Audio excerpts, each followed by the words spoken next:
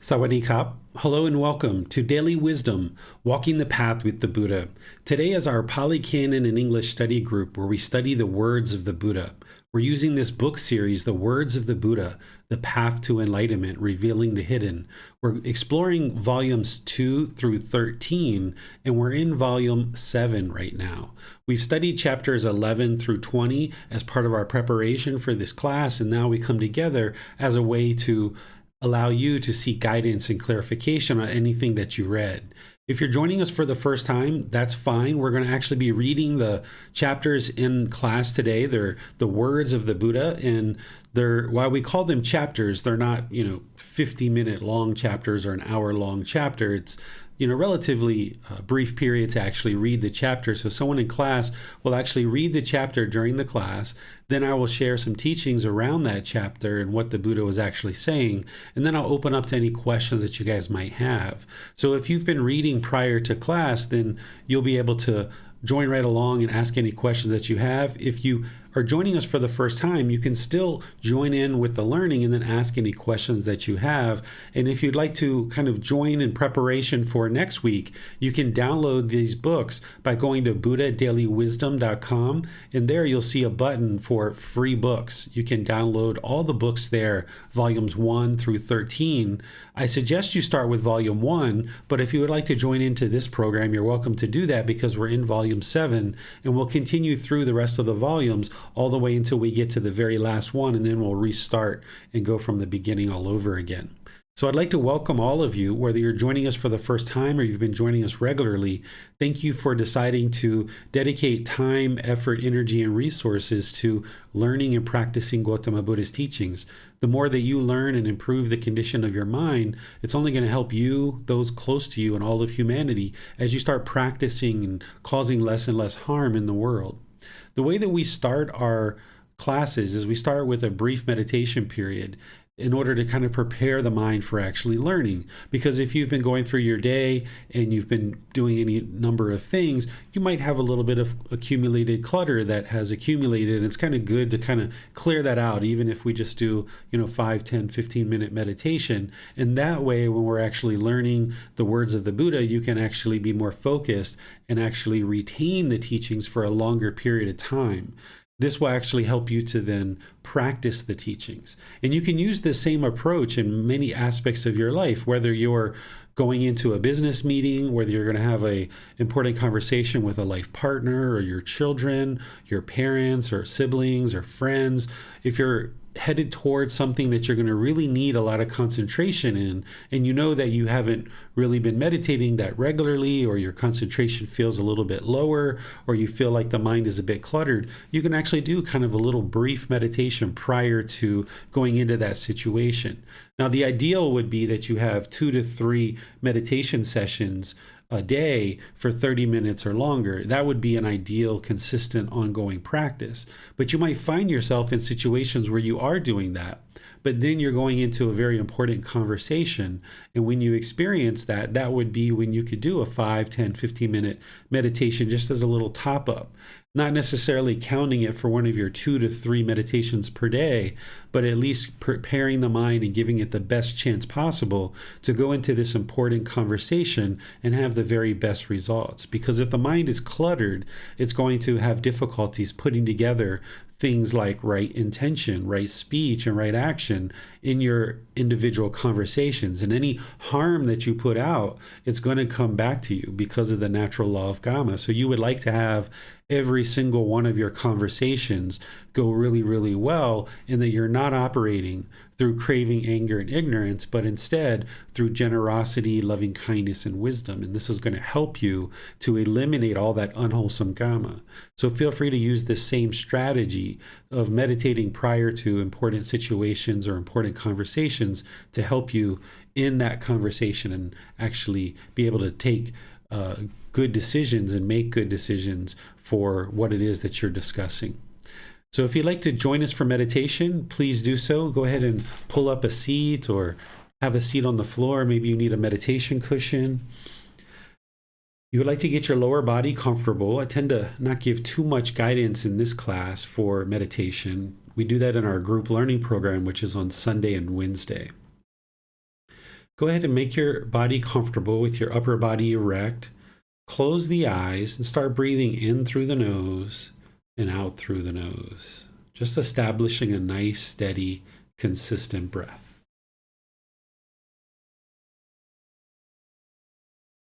Arahang Samma Sambuddho Bhagava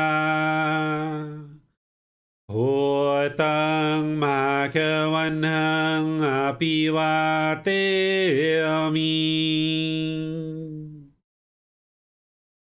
Savakhato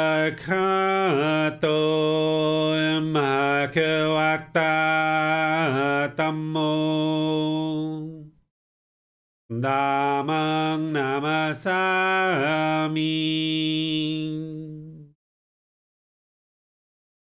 Supatipano Bhagavato Sāvaka Saṅgho Saṅghang Namami Namo Tassa Bhagavato Arahato Samma Sambuddhassa Namo Tassa Bhagavato Arahato Samma Sambuddhassa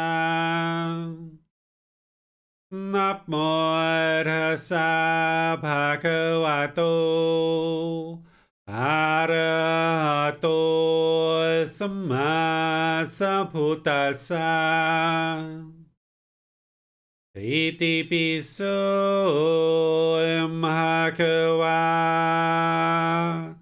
Arahang Samma Sambuddho Vicacaranang Sammuno Sakhato Rokavito Anutero Purisa Dhammasati Satatawa Manusanam Bhutto Bhagavati.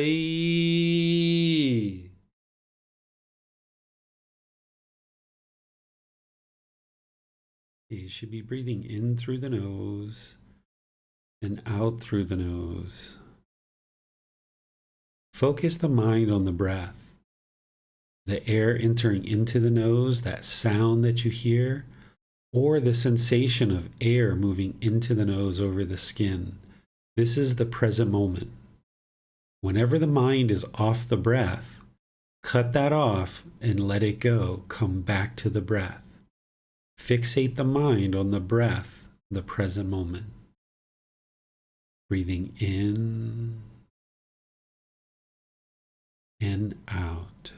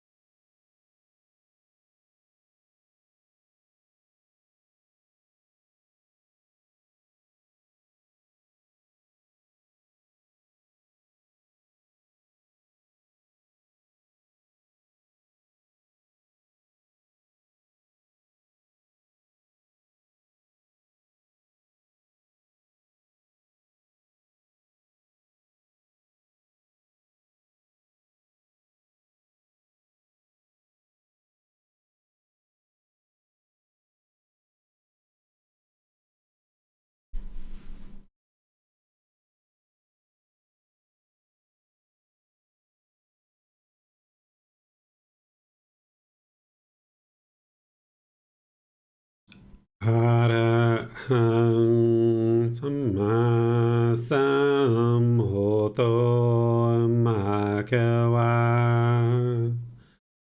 Bhutang Bhagavanang Abhivateyami Savakhato Bhagavata Tammo Dhammang Namasami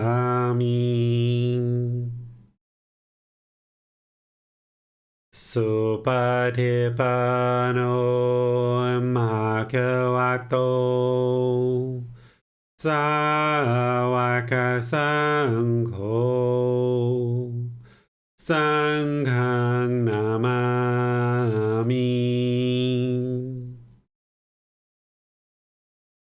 Namo Tassa Bhagavato Arahato Samma Sambuddhassa Namo Tassa Bhagavato Arahato Samma Sambuddhassa Namo Tassa Bhagavato Arahato Samma Sambuddhassa Iti piso Bhagava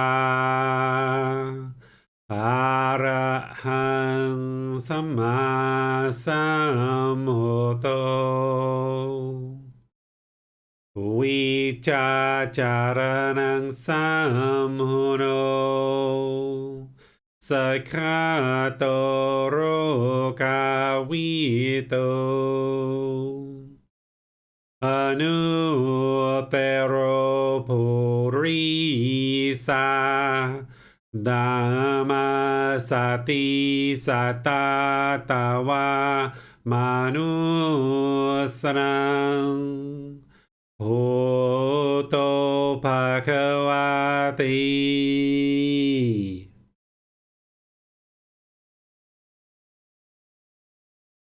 All right, if you guys would like to slowly make your way out of meditation.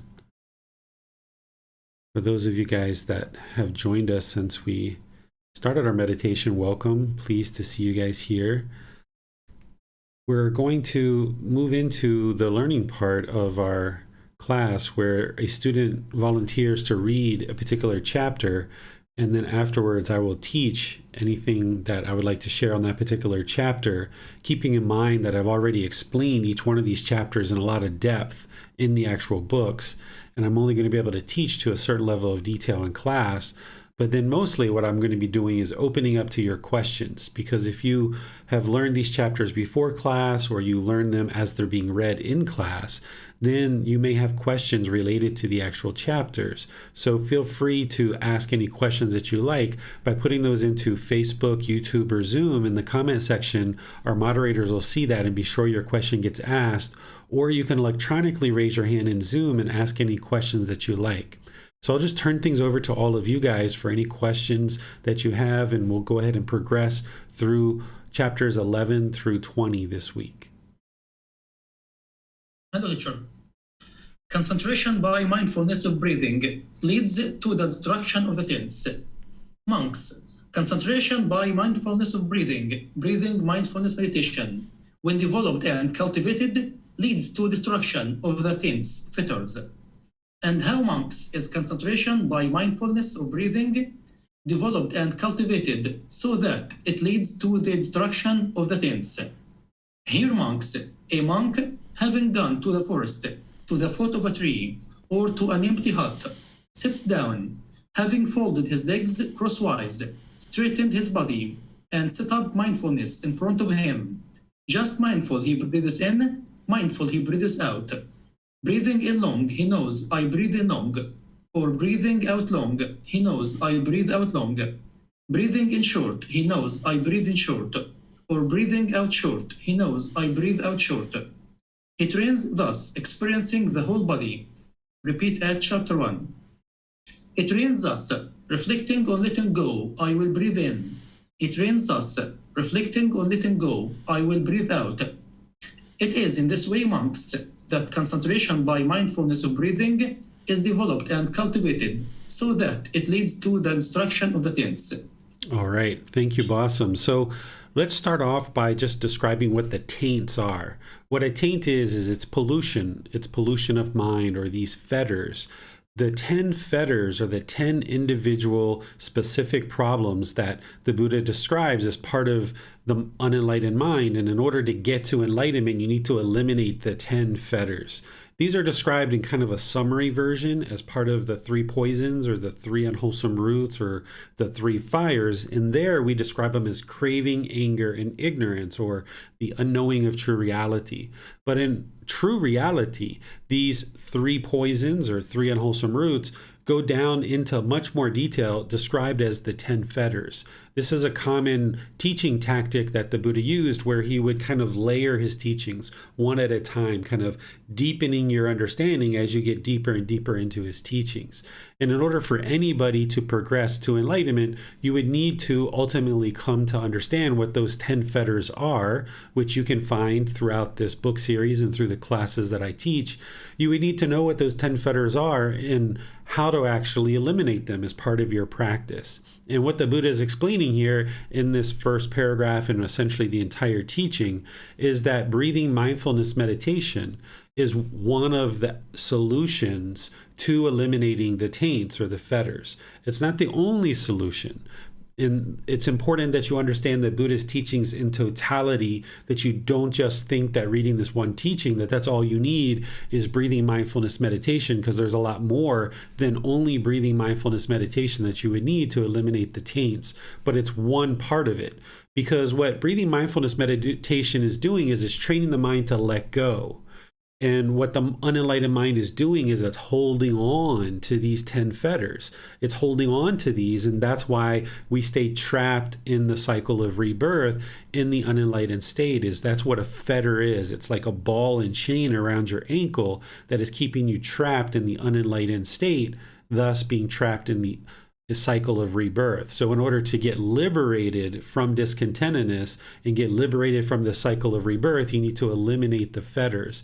And it's breathing mindfulness meditation that's training the mind to let go, let go, let go. So essentially what you're doing is you're softening up the mind. You're developing mindfulness and concentration as well, but you're softening up the mind so that ultimately, as you get into the jhanas and you get closer to those those 4 stages of enlightenment, then your mind is kind of prepared and ready and willing to let go of these 10 fetters. You're also developing mindfulness as part of this path and as part of breathing mindfulness meditation. The Buddha explains here, not only are you looking to destroy these taints or these fetters, but down here towards the bottom, where was it actually? Was it at the bottom? No, here it is right here, where he says, going to the forest, to the foot of a tree, or to an empty hut, sits down, right? So he's talking about seated meditation here, even though there's 4 different positions. Having folded his legs crosswise, straighten his body, and set up mindfulness in front of him. I talk about this as part of learning and sharing with you breathing mindfulness meditation, that you should set up mindfulness in front of you prior to meditating. This is awareness of mind. So that's what he's describing there, is making sure that you start having awareness of mind, that you don't just plop down into meditation and start trying to meditate, but you kind of ease the mind in the meditation. This is why people will kind of come into the house, they'll take off their shoes, kind of empty out the organs, kind of get themselves adjusted in a meditation position, and then start bringing awareness of the mind, maybe with some chanting or something like that. And then the Buddha says, just mindful, he breathes in. Mindfulness is awareness of mind. This is where, in the short little bit of guidance that I gave today, where I said, okay, now breathe in through the nose and out through the nose. Fixate the mind on the breath. This is bringing the awareness of mind to the breath, or the way the Buddha is saying it is just mindful, he breathes in. So what he's saying is bring your awareness of mind to the breath and breathe in, fixating the mind on the breath and having awareness of that breath all the way in, experiencing the full inhale. And then on the exhale, same thing. Mindful, he breathes out. So having full awareness of the mind on the breath, on the exhale. And what the mind's going to want to do, this unenlightened mind is going to want to go to the past or to the future, have all these thoughts and ideas. And you're going to see in other parts of the Buddhist teachings within this book, not today, I think, but it's in a future class, where you'll see that the Buddha says to cut off the thoughts, that when the mind essentially moves off the breath, that you cut that off and let it go and come back to the breath.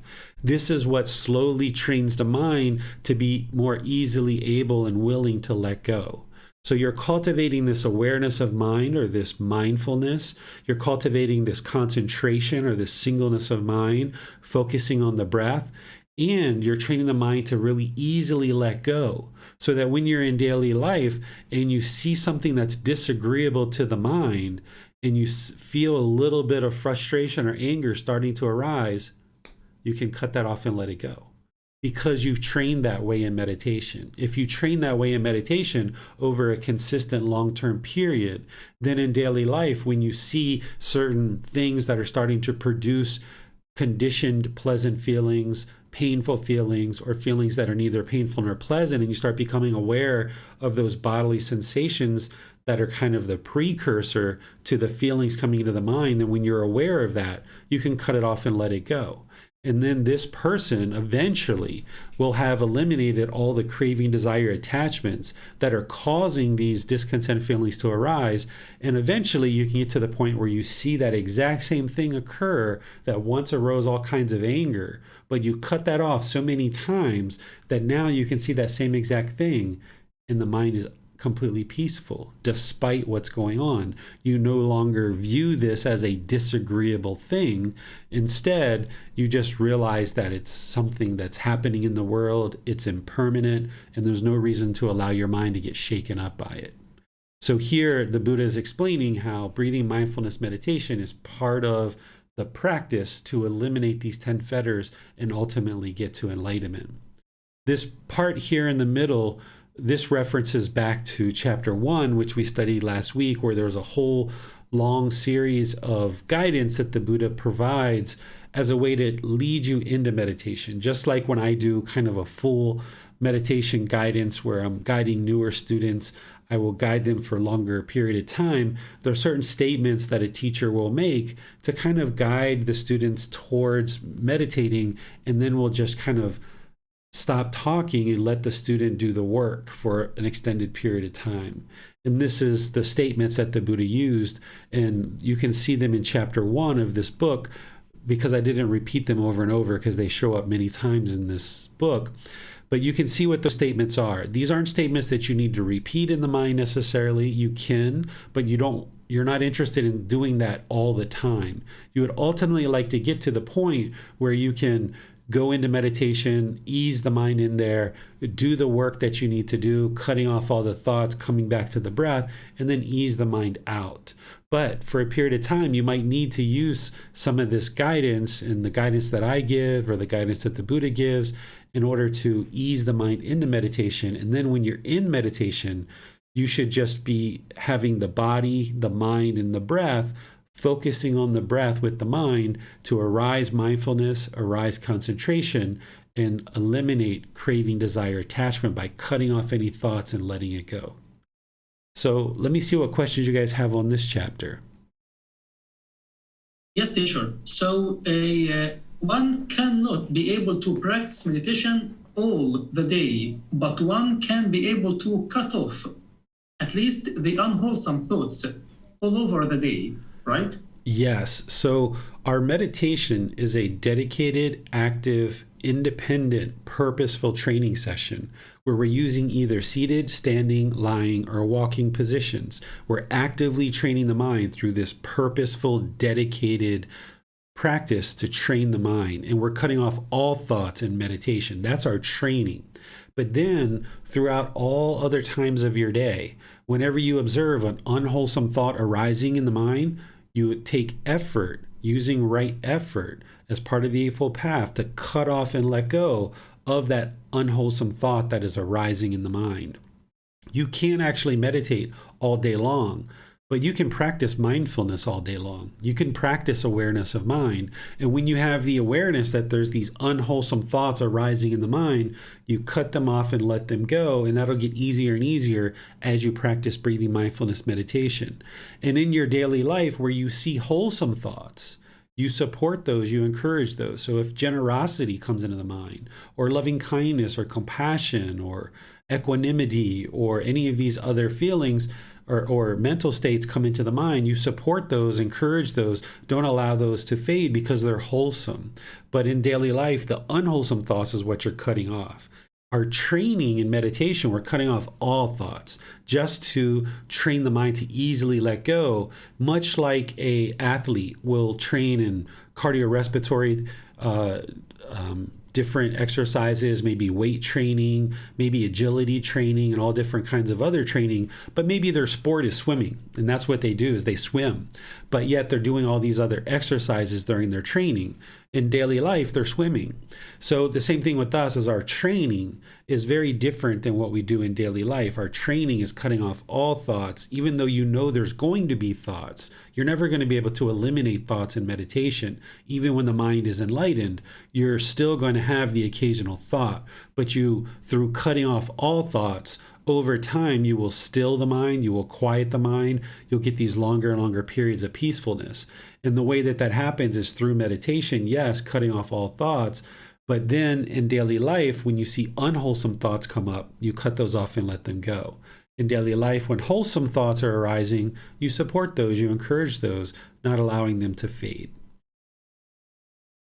Thanks, teacher. No more questions. All right, so let's go to chapter 12.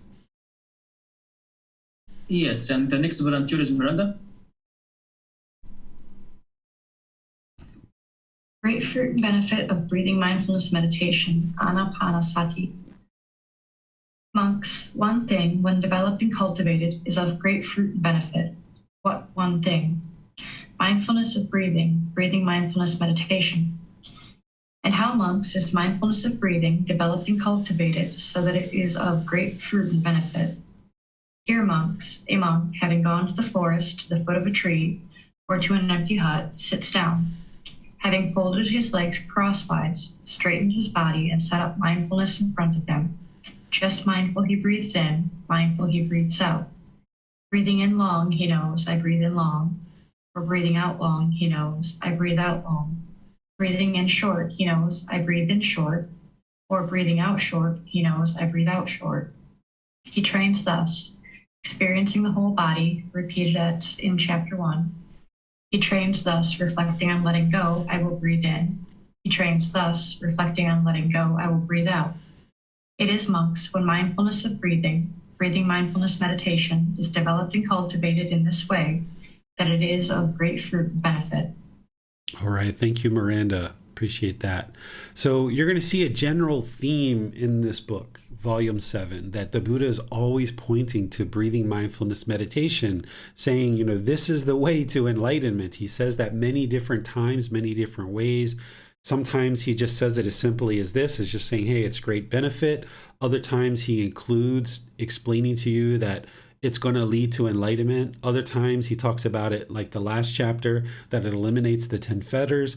Other times he talks about it as developing the 4 foundations of mindfulness, developing the 7 factors of enlightenment, developing concentration or mindfulness. He's always pointing to it in one way or another. So remember, these books are actually a collection of extracts, over 45 volumes of books in the Pali Canon. There's a team of people that combed through that and extracted the most important teachings. And now we have them in this one book about breathing mindfulness meditation. And each one of these books is around a certain topic. So what you're going to see throughout this book, because it's all about breathing mindfulness meditation, is the Buddha pointing to breathing mindfulness meditation in multiple ways. And as I mentioned last week, it's important that you don't look at the Buddha's teachings in isolation, but instead you understand the totality, so that when you see the Buddha explaining here that there's this one thing that is of great fruit and benefit, he's not saying that this is the only thing you need to be doing as part of your life practice to get to enlightenment. He's just highlighting the importance, and it's such a priority in our practice. So as I mentioned last week about the way of practice, a Buddhist practitioner has this way of practice. Our daily practice is based on generosity, moral conduct, and meditation. These are the three things that a practitioner should be doing on a regular basis as part of their daily practice. They should be practicing generosity, giving and sharing, not trying to just fulfill your own selfish desires. This helps you to eliminate craving, desire, attachment, training the mind to let go.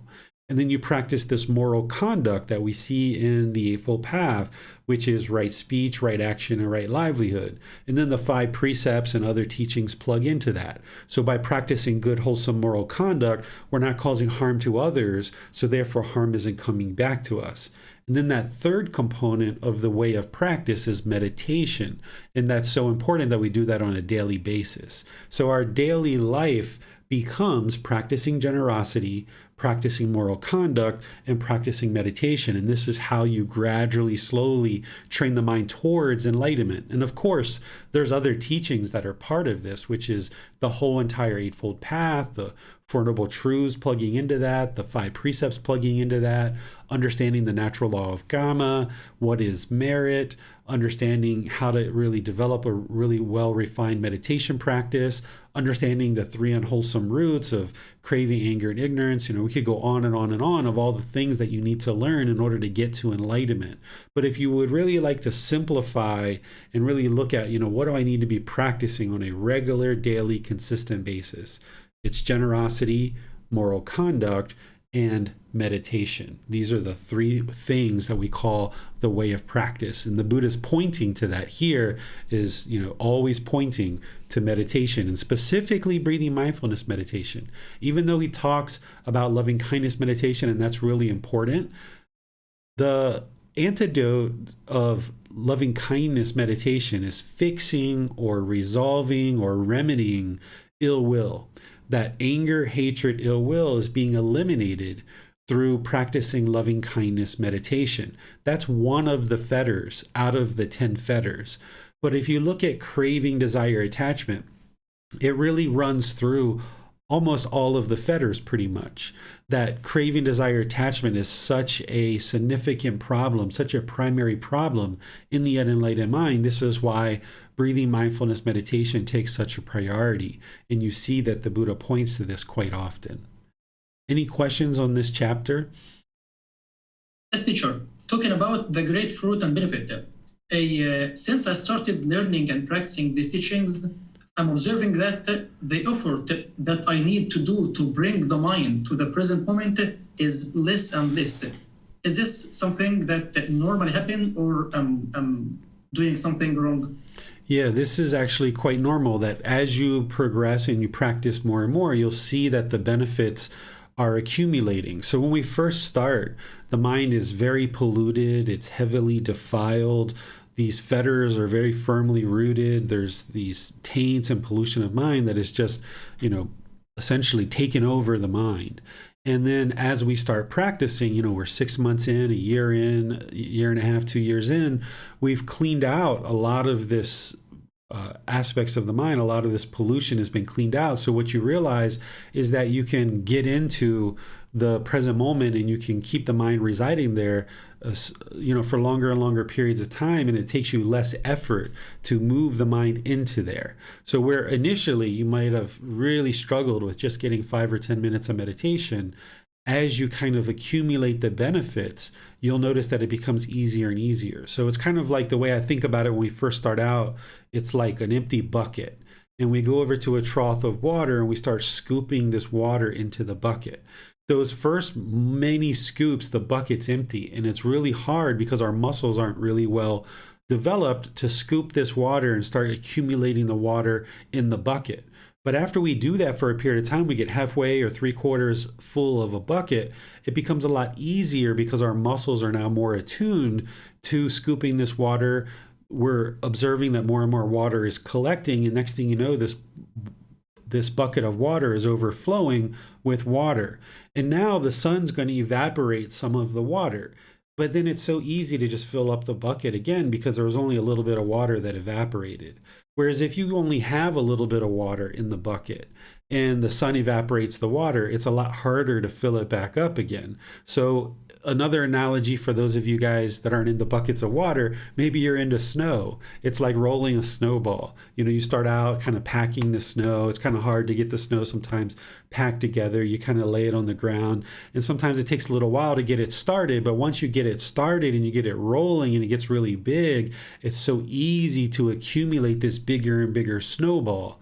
And it's the same thing with meditation, that as you get this underway and you start clearing out more and more of this pollution, getting into that peaceful state of mind and maintaining that for longer periods of time in meditation and outside of meditation becomes more and more effortless. And that's ultimately where the mind is significantly improving the condition of the mind, because you're clearing out more and more of the pollution. So you're observing the qualities of the enlightened mind coming through more and more. Yeah, thanks, teacher. Let's go to Miranda. Yes, Teacher David. On Facebook, Kaylee asks, while practicing kindness, can we rid ourselves of relationships that cause us to be uncomfortable around toxic people?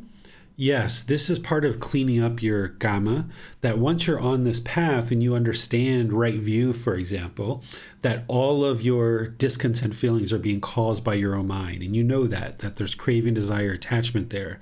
You might have in the past been holding on to certain relationships because you were afraid to let them go, or your mind was just holding on for various reasons. You didn't have the wisdom of how these unwholesome relationships were really affecting you, and you've been holding on and holding on and holding on.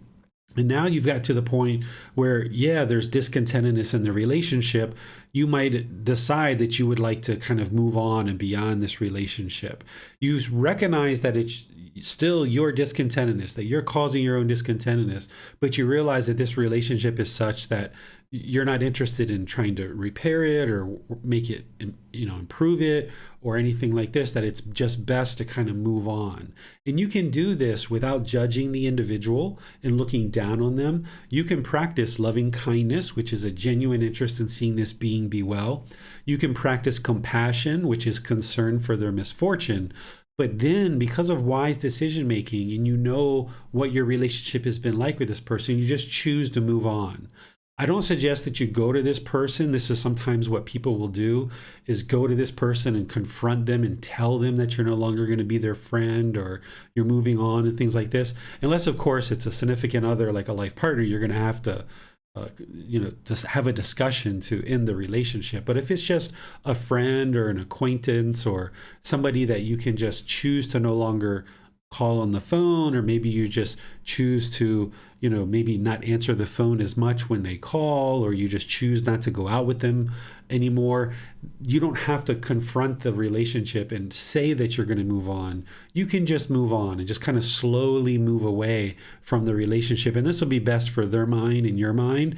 Whereas if you confronted this person and you told them that you're going to leave, this is where they might try to hold on and they might struggle, and it might make it more difficult for you to move on. So you can move on from relationships because relationships are impermanent, and you don't necessarily need to do that with vengeance or anger or aggression, but using some of the language that you said, if it's a toxic relationship where you're not able to practice in a way that is wholesome and they're not able to practice in a way that's wholesome with you, it's oftentimes better to just move on. And now if you make new relationships, do so with the understanding of how to love without attachment. In volume 1, there's a chapter 15, which teaches you true love and how to love without attachment. Whether it's a friend or family or acquaintance or whatever, you can learn how to not sabotage your relationships, allowing them to get to the point where they are unwholesome or toxic. You can maintain healthy relationships, but that takes learning, it takes reflection, and it takes practice to learn how to do that. And loving kindness meditation, of course, is really important for that. But breathing mindfulness meditation is highly important to learn how to love without attachment, because the unenlightened mind wants to grab on and it wants to hold on to this individual, thinking that, this is going to fulfill you and this is going to somehow create inner peace. And we oftentimes crush and sabotage our relationships because of our own craving, desire, attachment. So by practicing breathing mindfulness meditation and loving kindness meditation, while also in daily life through your intention, speech, and actions, practice loving kindness and compassion with discernment or wise decision making, you can choose to move on from relationships. And then when you create new relationships, look to create relationships with wholesome people and maintaining relationships that are practicing true love, where you don't have attachment to them and they don't have attachment to you. Because if there's attachment, it's going to cause discontentedness in the relationship, and it's only a matter of time before this relationship will most likely end. So by keeping your relationships clean and clear of craving, desire, attachment, this will ensure the longevity of your relationships and the health of your relationships, and you'll have more fulfilling relationships, both personally and professionally. Thank you, sir. You're welcome. No more question, teacher. All right, well, let's move on to the next chapter, chapter 13. Concentration by mindfulness of breathing is of great fruit and benefit. Monks, concentration by mindfulness of breathing, when developed and cultivated, is of great fruit and benefit. And how, monks, is concentration by mindfulness of breathing developed and cultivated so that it is of great fruit and benefit? Here, monks, a monk having gone to the forest, to the foot of a tree, or to an empty hut, sits down, having folded his legs crosswise, straightened his body, and set up mindfulness in front of him. Just mindful, he breathes in, mindful, he breathes out. Breathing in long, he knows I breathe in long, or breathing out long, he knows I breathe out long. Breathing in short, he knows I breathe in short, or breathing out short, he knows I breathe out short. He trains us experiencing the whole body. He trains us reflecting on letting go, I will breathe in. He trains us reflecting on letting go, I will breathe out. It is in this way, monks, that concentration by mindfulness of breathing is developed and cultivated so that it is of great fruit and benefit. Mind liberated from the tense. I too, monks, before my enlightenment, while I was still unawakened, but intent on awakening, not yet fully enlightened, generally dwelt in this dwelling. While I generally dwelt in this dwelling, neither my body nor my eyes became fatigued, and my mind, by not clinging, was liberated from the tense fetters. Therefore, monks, if a monk aspires, may neither my body nor my eyes become fatigued, and may my mind, by not clinging, be liberated from the tense. This same concentration by mindfulness of breathing should be closely attended to. Let me teach from there, Basum. We'll kind of take one at a time. So this first part that Basum read is the same thing that we read in the last chapter. And now we're going into this next part where it's similar to what we read in another chapter, but this is a unique glimpse into what the Buddha is talking about, because he's actually talking about before he was enlightened. He's talking about his journey to enlightenment in a brief kind of little thing here where he says, before he was enlightened, while he was still unawakened, but he was intent on awakening. He was progressing towards awakening, but he wasn't yet fully awakened. He generally dwelt in this dwelling, which is breathing mindfulness meditation. He calls breathing mindfulness meditation a dwelling, like a residence. Like this is where we should be residing, in this dwelling of breathing mindfulness meditation. And while he was dwelling in breathing mindfulness meditation, he's saying neither my body nor my eyes became fatigued, and my mind, by not clinging, was liberated from the taints. So essentially, as the mind becomes more and more liberated, you lay down the burden of carrying around craving, desire, attachment, or clinging as well. And carrying around craving, desire, attachment really weighs on the mind, and it really weighs on the body. So if you experience like a lot of heaviness in your feet or your legs or on your shoulders and your neck, you feel a lot of pressure and stress, or your eyes get really, really tired from looking at things and seeing things, this is the burden of craving, desire, attachment. When all of that is eliminated through breathing mindfulness meditation, what the Buddha is explaining to you here is that those things don't occur, that neither the body nor the mind become fatigued. This is why an enlightened being is practicing those 7 factors of enlightenment, and one of those factors is the enlightenment factor of energy. The enlightenment factor of energy is having the willingness and motivation to do something, this enthusiasm to do something. You know, where you've been kind of like lazy and you just sit on the couch, or you just don't feel like moving, you're so tired, you just need to sit there and just essentially do nothing in order to recoup your energy. This is because the mind and the body is so bogged down by carrying around craving, desire, attachment, because it's a real burden to carry that around. When you let go of this craving, desire, attachment in the mind more and more and more, then the mind is very light. It's very tranquil. You're practicing this enlightenment factor of energy, where you could be laying on the sofa, which you'll do as an enlightened being. You'll lay down, you'll relax, but someone might come in and say, hey, I need your help with XYZ. Boom, you can just get up and go because you have the energy, you have the enlightenment factor of energy. Where in the unenlightened state, someone might come in and say, hey, can you come help me with XYZ? And you're like, oh, do I really have to? Why do you want me to help you with this? Oh gosh, I'm just trying to relax. My feet are so tired. My head is hurting. My eyes are hurting. So this improvement to the condition of the mind and bringing the mind into the middle where the mind is performing optimally. That's what happens as the mind gets closer to enlightenment, is it's performing optimally. When the mind is performing optimally, it's very tranquil and it's very light, and therefore the body can perform tranquil, or the body will perform well and be tranquil as well. People who are nearing close to enlightenment and who are enlightened, you often see a very clear complexion, that their skin and their eyes, everything becomes much more clear because the mind is functioning with more clarity and it's functioning more optimally, that the body, the hair and the skin and the eyes has more clarity as well. You see this brightness and this radiance. This is because the mind's being more trained to function more optimally.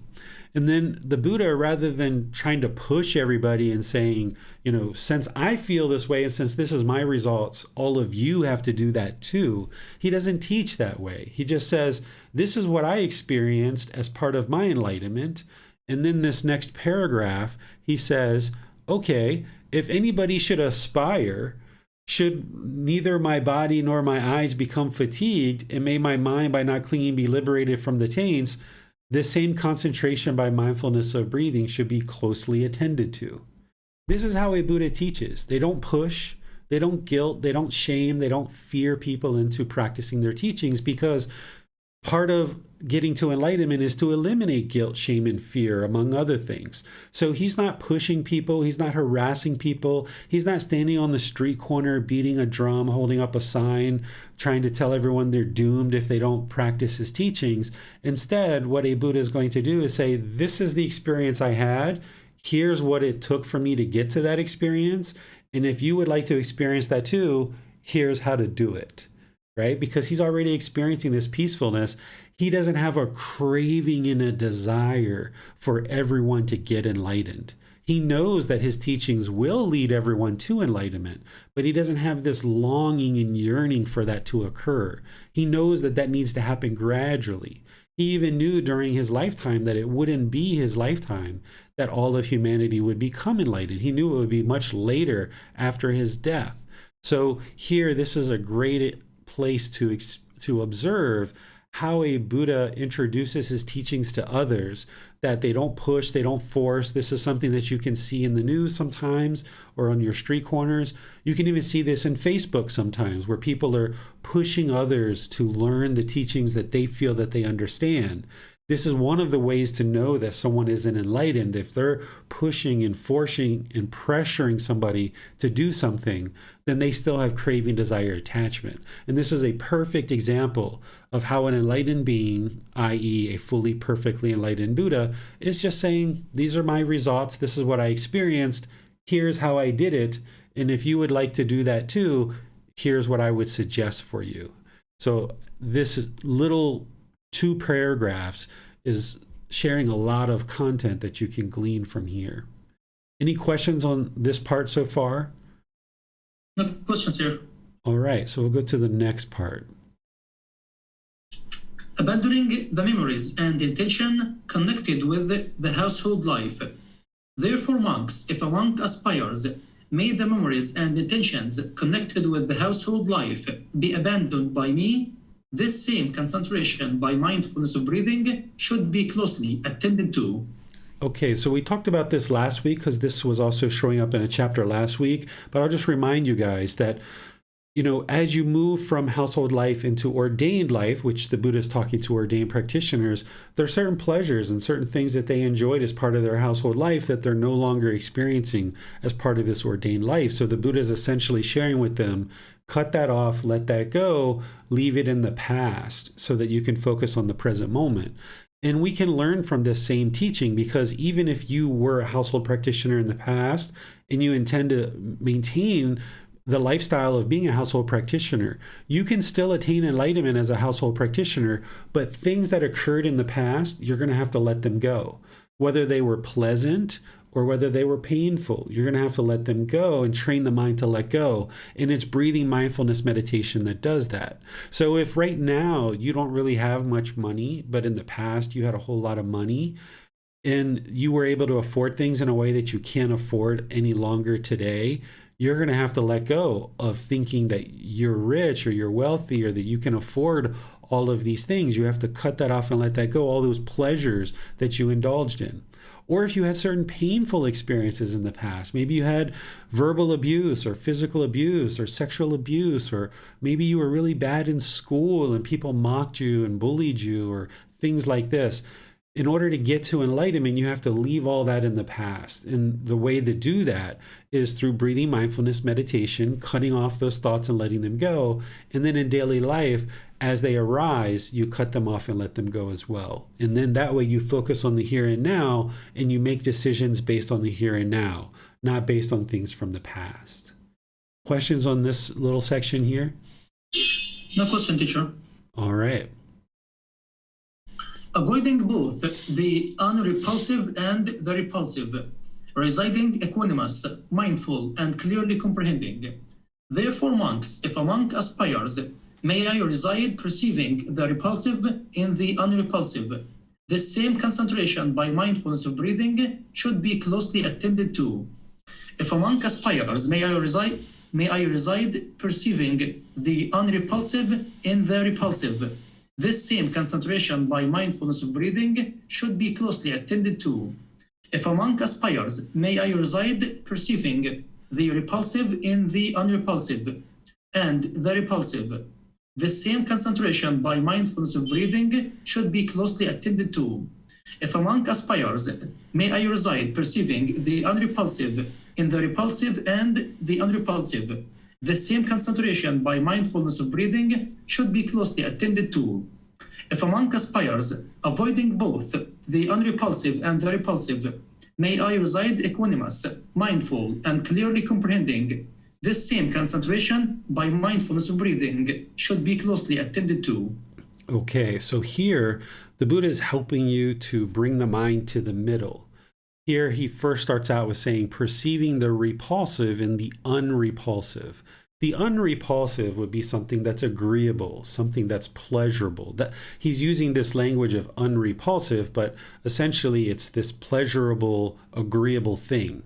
And he's saying, may I perceive that to be repulsive, meaning I'm not interested to partake in this central desire or this overly pleasurable thing because you know that that's detrimental to the mind. And instead, let me bring the mind to the middle where I no longer see that agreeable thing that I need to indulge in, but instead I practice this middle way. And that's what he's saying, using breathing mindfulness meditation to accomplish that. And then likewise, he says here that perceiving the unrepulsive in the repulsive. So if you see something disagreeable or repulsive, he's saying, see that as unrepulsive. So when you see something that is disagreeable, say you're out on the street and you see a mother or a father beating their child, and inside you're just like, oh my goodness, and you disagree with this, and it's arising all of this frustration or irritation or maybe hatred. The Buddha is saying, see that as unrepulsive. Move the mind to the middle and don't allow the mind to dwell in these disagreeable feelings, because it's only going to allow the mind to create this discontentedness. So he's essentially giving different variations of that as you go through this teaching here, is that what you would ultimately like to get to is where there is no agreeable or disagreeable. You're going to experience things through the 6 sense bases. There's the eyes, the ears, the nose, the tongue, the bodily contact, and the mind. So you're going to see forms, you're going to hear sounds, you're going to smell odors, you're going to taste flavors, you're going to have physical objects come in contact with the body, and you're going to have mental objects in the mind. These are going to be viewed as agreeable and disagreeable. If they're agreeable, there's going to be these pleasant feelings that arise in the mind: happiness, excitement, elation, thrill, euphoria. And then if they're disagreeable, there's going to be these painful feelings of anger, sadness, frustration, irritation. Things like this are going to arise in the mind. Well, this is what you're going to observe that is happening in the unenlightened mind. But as you're aware of these things occurring, and you see that occurring with mindfulness or awareness of mind, you cut off those pleasant feelings and painful feelings, because they're based on some condition of something is agreeable, I get these pleasant feelings. If it's disagreeable, I get these painful feelings. You would like to stop the mind from doing that. You would like to be able to look out at the world, and no matter what's happening in the world, the mind can be peaceful, calm, serene, and content with joy, despite what's going on in the world. It doesn't mean that you agree with what you see in the world. It just means that you don't allow the mind to be shaken up by things.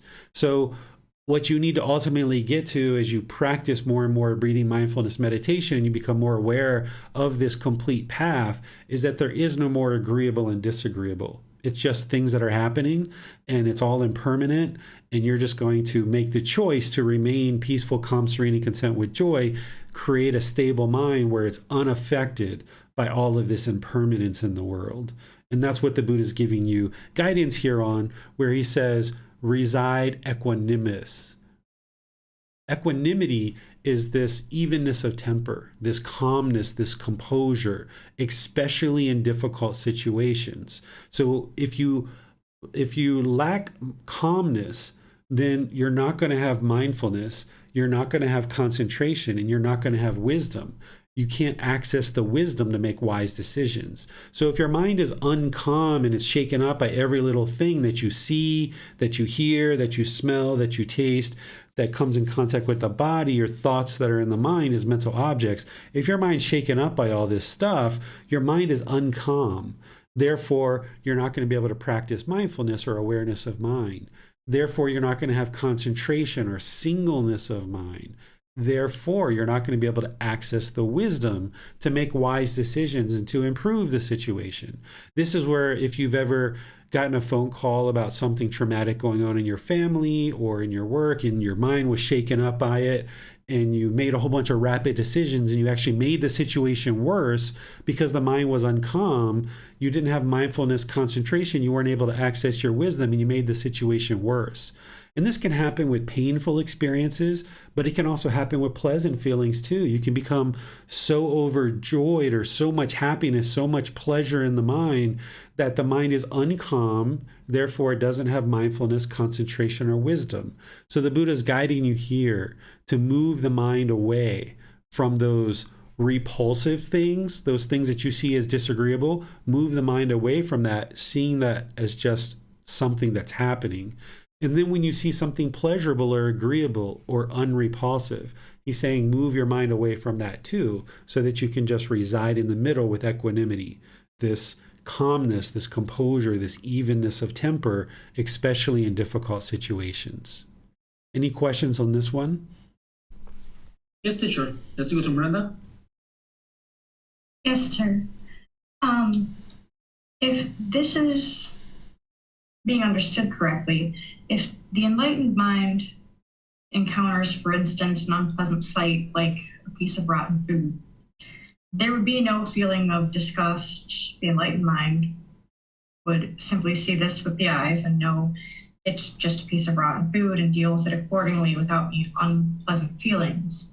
And this is what an unenlightened being should be really training their mind towards, cutting off any unpleasant feelings upon encountering something like that, just dealing with it.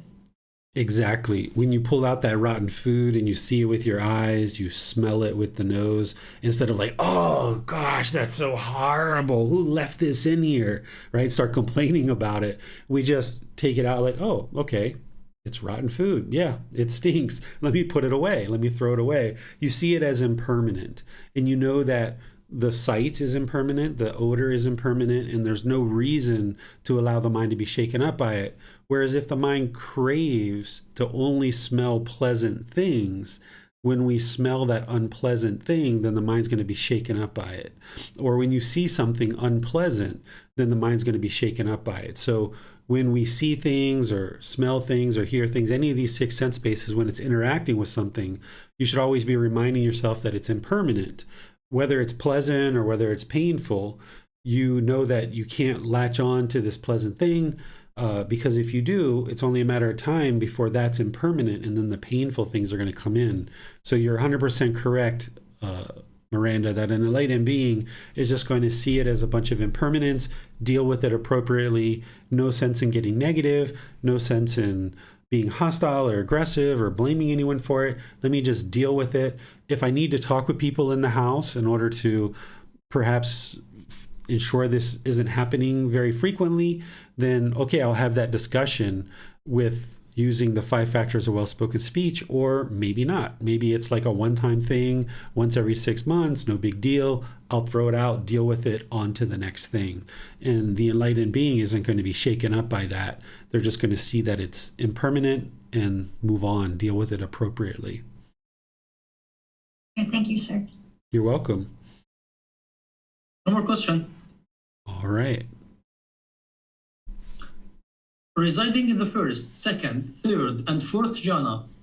Therefore, monks, if a monk aspires, may I, distant from sense desires, distant from unwholesome mental states, enters and resides in the first jhana, which is with thinking and pondering, based in seclusion, filled with excitement and joy. This same concentration by mindfulness of breathing should be closely attended to. Therefore, monks, if a monk aspires, may I, with the subsiding of thinking and pondering, by gaining inner tranquility and oneness of mind, he enters and resides in the second jhana, which is without thinking and pondering, based in concentration, filled with excitement and joy. This same concentration by mindfulness of breathing should be closely attended to. Therefore, monks, if a monk aspires, may I, with the fading away of excitement, remaining imperturbable, unable to be upset or excited, calm, serene, mindful and clearly aware, he experiences in himself the joy of which the noble ones say, peaceful is he who resides with equanimity and mindfulness. He enters the third jhana. This same concentration by mindfulness of breathing should be closely attended to.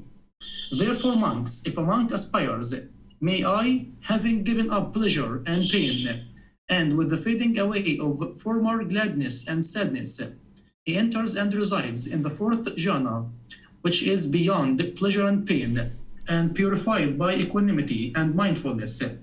This same concentration by mindfulness of breathing should be closely attended to. All right, thank you, Bassam. Here, the Buddha is going through the 4 jhanas, which he describes as part of the Eightfold Path, which are 4 preliminary phases that the mind goes through before it enters into the first stage of enlightenment. And I describe this as part of the group learning program in detail and help you understand how that occurs. And it's part of right concentration. As part of that 8th step of the Eightfold Path, the mind experiences these 4 preliminary phases. And it's breathing mindfulness meditation, along with all the other teachings, a part of the Eightfold Path that helps the mind move into these jhanas. And the jhanas are like night and day compared to what you experience when you're in the unenlightened state off the path.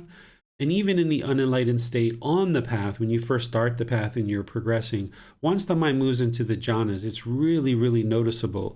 And the Buddha is giving you indications of what you're going to experience when you experience these jhanas. And he's connecting it to meditation here, which is what he doesn't do in the Eightfold Path necessarily. But here, he's connecting it directly to breathing mindfulness meditation.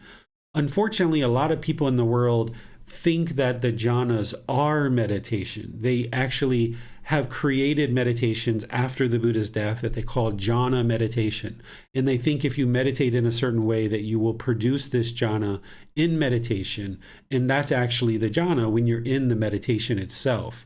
But that's not what the Buddha taught. It's actually these preliminary phases of development that the mind goes through as part of this path. And here you can see really clearly that he's describing the jhana, and then he's explaining that it's meditation that helps you to get to that jhana. Where what you oftentimes hear with people in the world is they describe meditation as the jhana. And this is a misunderstanding, and it's this teaching that can help you clarify that and understand that it's these 4 preliminary phases that the mind goes through, experiencing various qualities of mind, which are the jhanas. They're the 1st, 2nd, 3rd, and 4th jhana, or what we call meditation absorption, or absorption of meditation, that the mind has absorbed a certain amount of meditation and other teachings, that it now starts experiencing these various qualities of mind.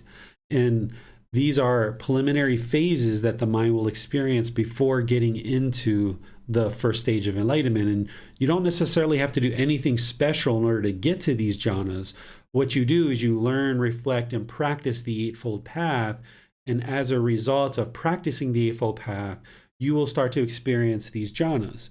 This is kind of like the light bulb is kind of starting to flicker. You're starting to see the progress. This is the results or the byproduct of having put together a really well-developed practice of the Eightfold Path.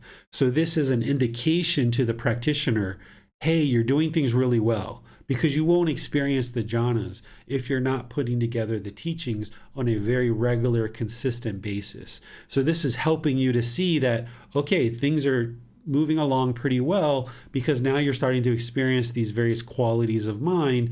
And at this point, once you're in the jhanas, that's when you really should start honing in on the 10 fetters, particularly the first 3 fetters, because you would like to move past the jhanas and into the first stage of enlightenment.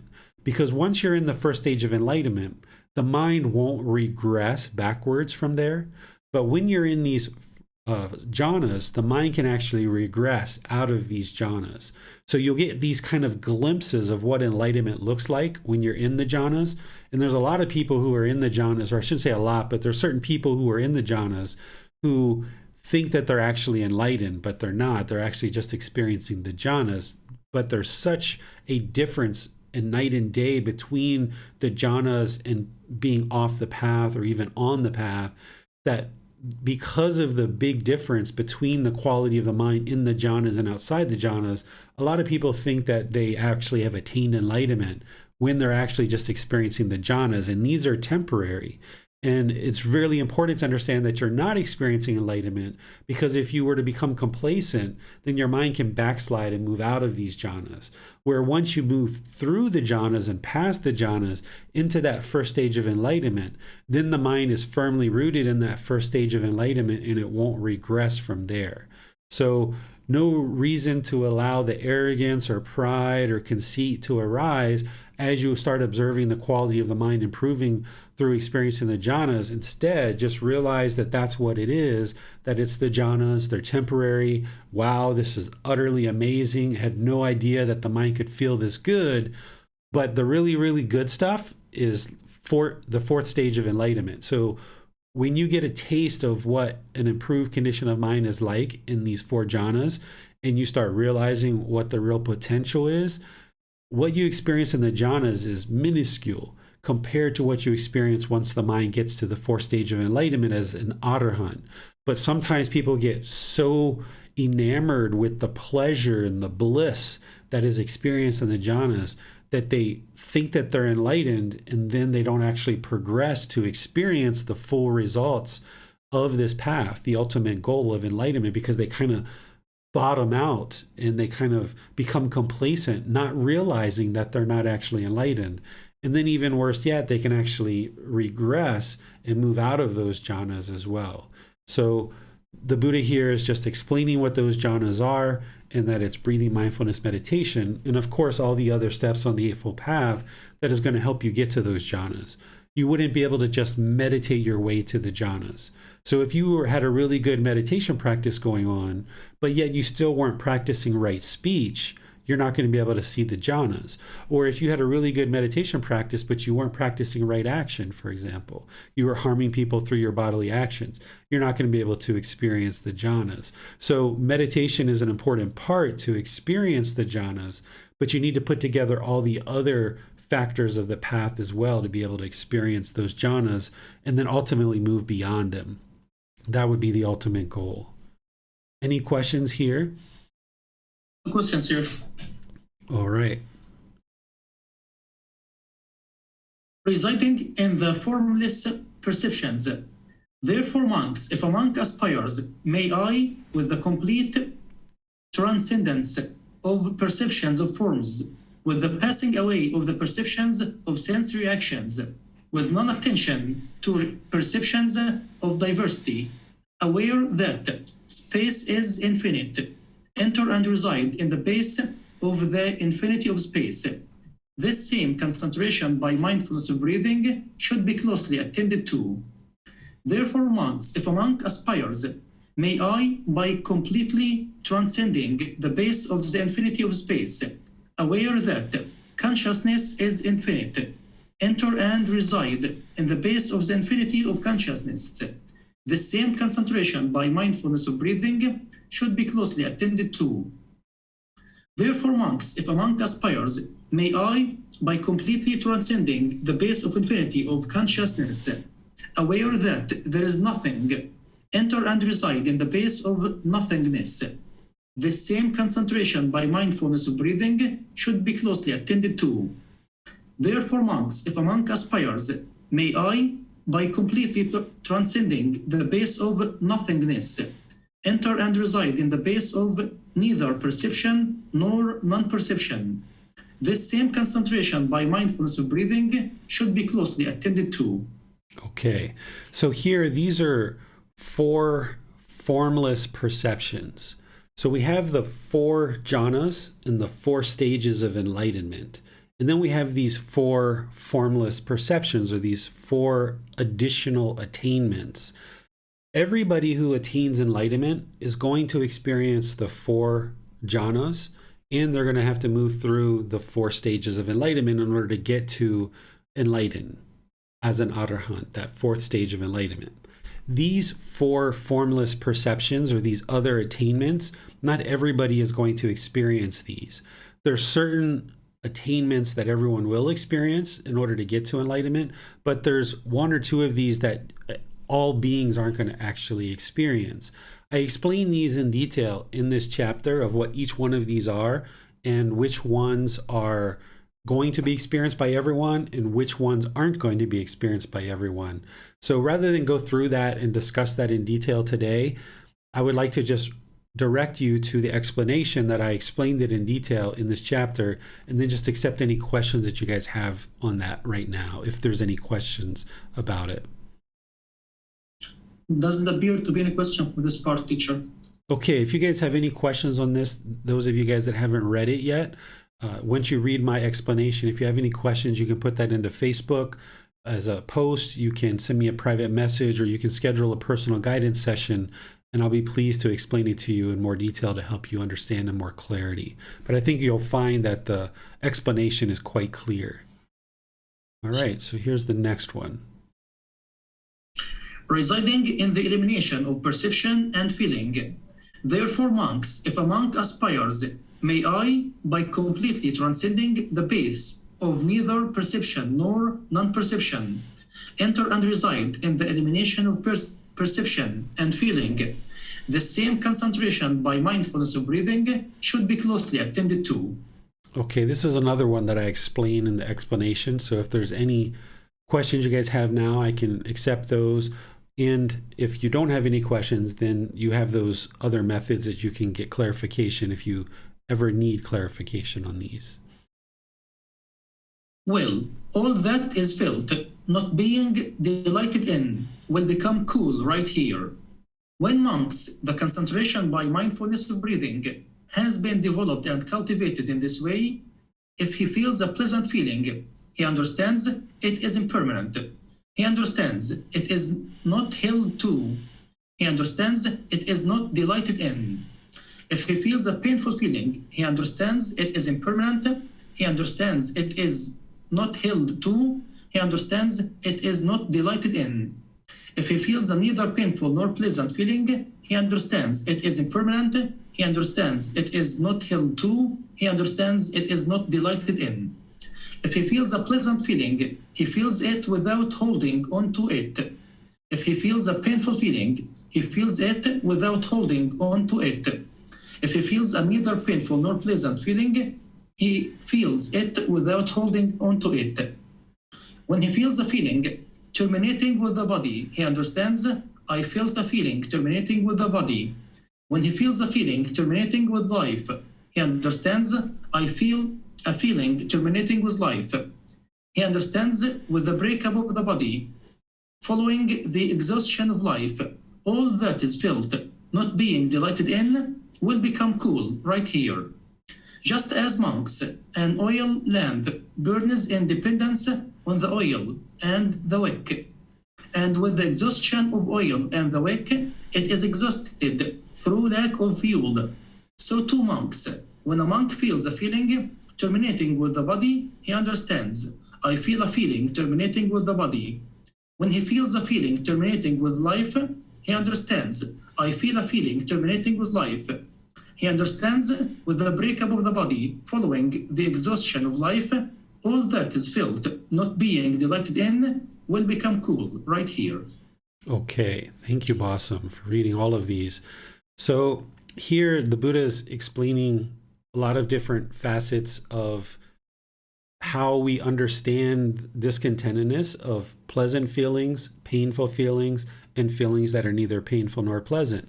Understanding that those are all impermanent and it doesn't make sense to hold on to them and cling to them. Not delighting in those. That's what he's describing. So as we see those arise in the unenlightened mind, that's why we cut them off and let them go. And what you're going to see as a precursor to those feelings arising is right here. You're going to see that there's going to be a feeling in the body. There's going to be, prior to you getting angry or frustrated, there's going to be some feeling. And in order to get to enlightenment, you have to become aware and mindful of those bodily sensations. Because if you allow the feeling to keep coming into the mind, it's just going to keep polluting the mind. And that might be where you're at now, and that's just where you're at. But over time, what you would like to do is develop the ability to observe the bodily sensations prior to any of these feelings coming into the mind. And that's where the Buddha says, terminate it right there with the body. So when he's feeling a feeling, terminate it as a bodily sensation. And then he says in other parts of his teachings that a person who's able to do this is getting close to enlightenment. So you would like to gradually build up this ability to be aware of these bodily sensations so that you can cut off any arising discontentedness before it ever even reaches the mind as a feeling. And then he goes into this bit of an analogy where he talks about this oil lamp, that it burns dependent on the oil in the wick. Same thing as what he's pointing to here is that this discontentedness is arising dependent on craving, desire, attachment. That when you get rid of the oil in the wick, the fire can no longer burn in the oil lamp. Same thing is when you get rid of the craving, desire, attachment, there can no longer be any discontentedness that arises in the mind. So when you exhaust or you eliminate the craving, desire, attachment, then there can't be any discontentedness to arise. And the way that you do that is by breathing mindfulness meditation and practicing generosity. And when you develop the mind really well, then when you experience those bodily sensations in daily life, you cut them off and let them go so that those conditioned pleasant feelings, those conditioned painful feelings, and those conditioned neither painful nor pleasant feelings never arise. So that's how you eliminate the discontentedness, is you go back to the source, go back to the cause, which is the craving, desire, attachment. And it's those bodily sensations that are kind of the spark. It's showing you that something is about to ignite here. Something is about to ignite in the mind. There's this flame that's starting to arise. So put that out before the flame comes into the mind. And then by doing that over time, all craving, desire, attachment will be eliminated. You won't even feel the arise of bodily sensations anymore. But you have to stay really diligent and determined to do this so that your mind isn't complacent. And you have to do this for an extended period of time, for multiple months and years. And then eventually you get to the point where those same exact things will be happening and there'll be no arising of discontentedness. And you can just smile because you know that the Buddha's teachings led you exactly where he said they do. That things that once infuriated you and would have caused so much anger in the mind was just completely still and peaceful as a result. And the first few times that this happens, it might feel quite odd because you're not used to that. You're used to being very angry, very hostile, very aggressive, maybe having some harsh words to say to somebody, maybe being vindictive or jealous or resentful. And when the mind's not doing that, it's like, whoa, this is odd. This feels kind of strange. I don't know how I feel about this. But then as you go further and further, you start getting accustomed to that and you realize where in the past, a certain situation would kind of wipe you out for hours or days and you would feel horrible for days. That same situation happens and it's like, I'm just moving on with my life. No big deal.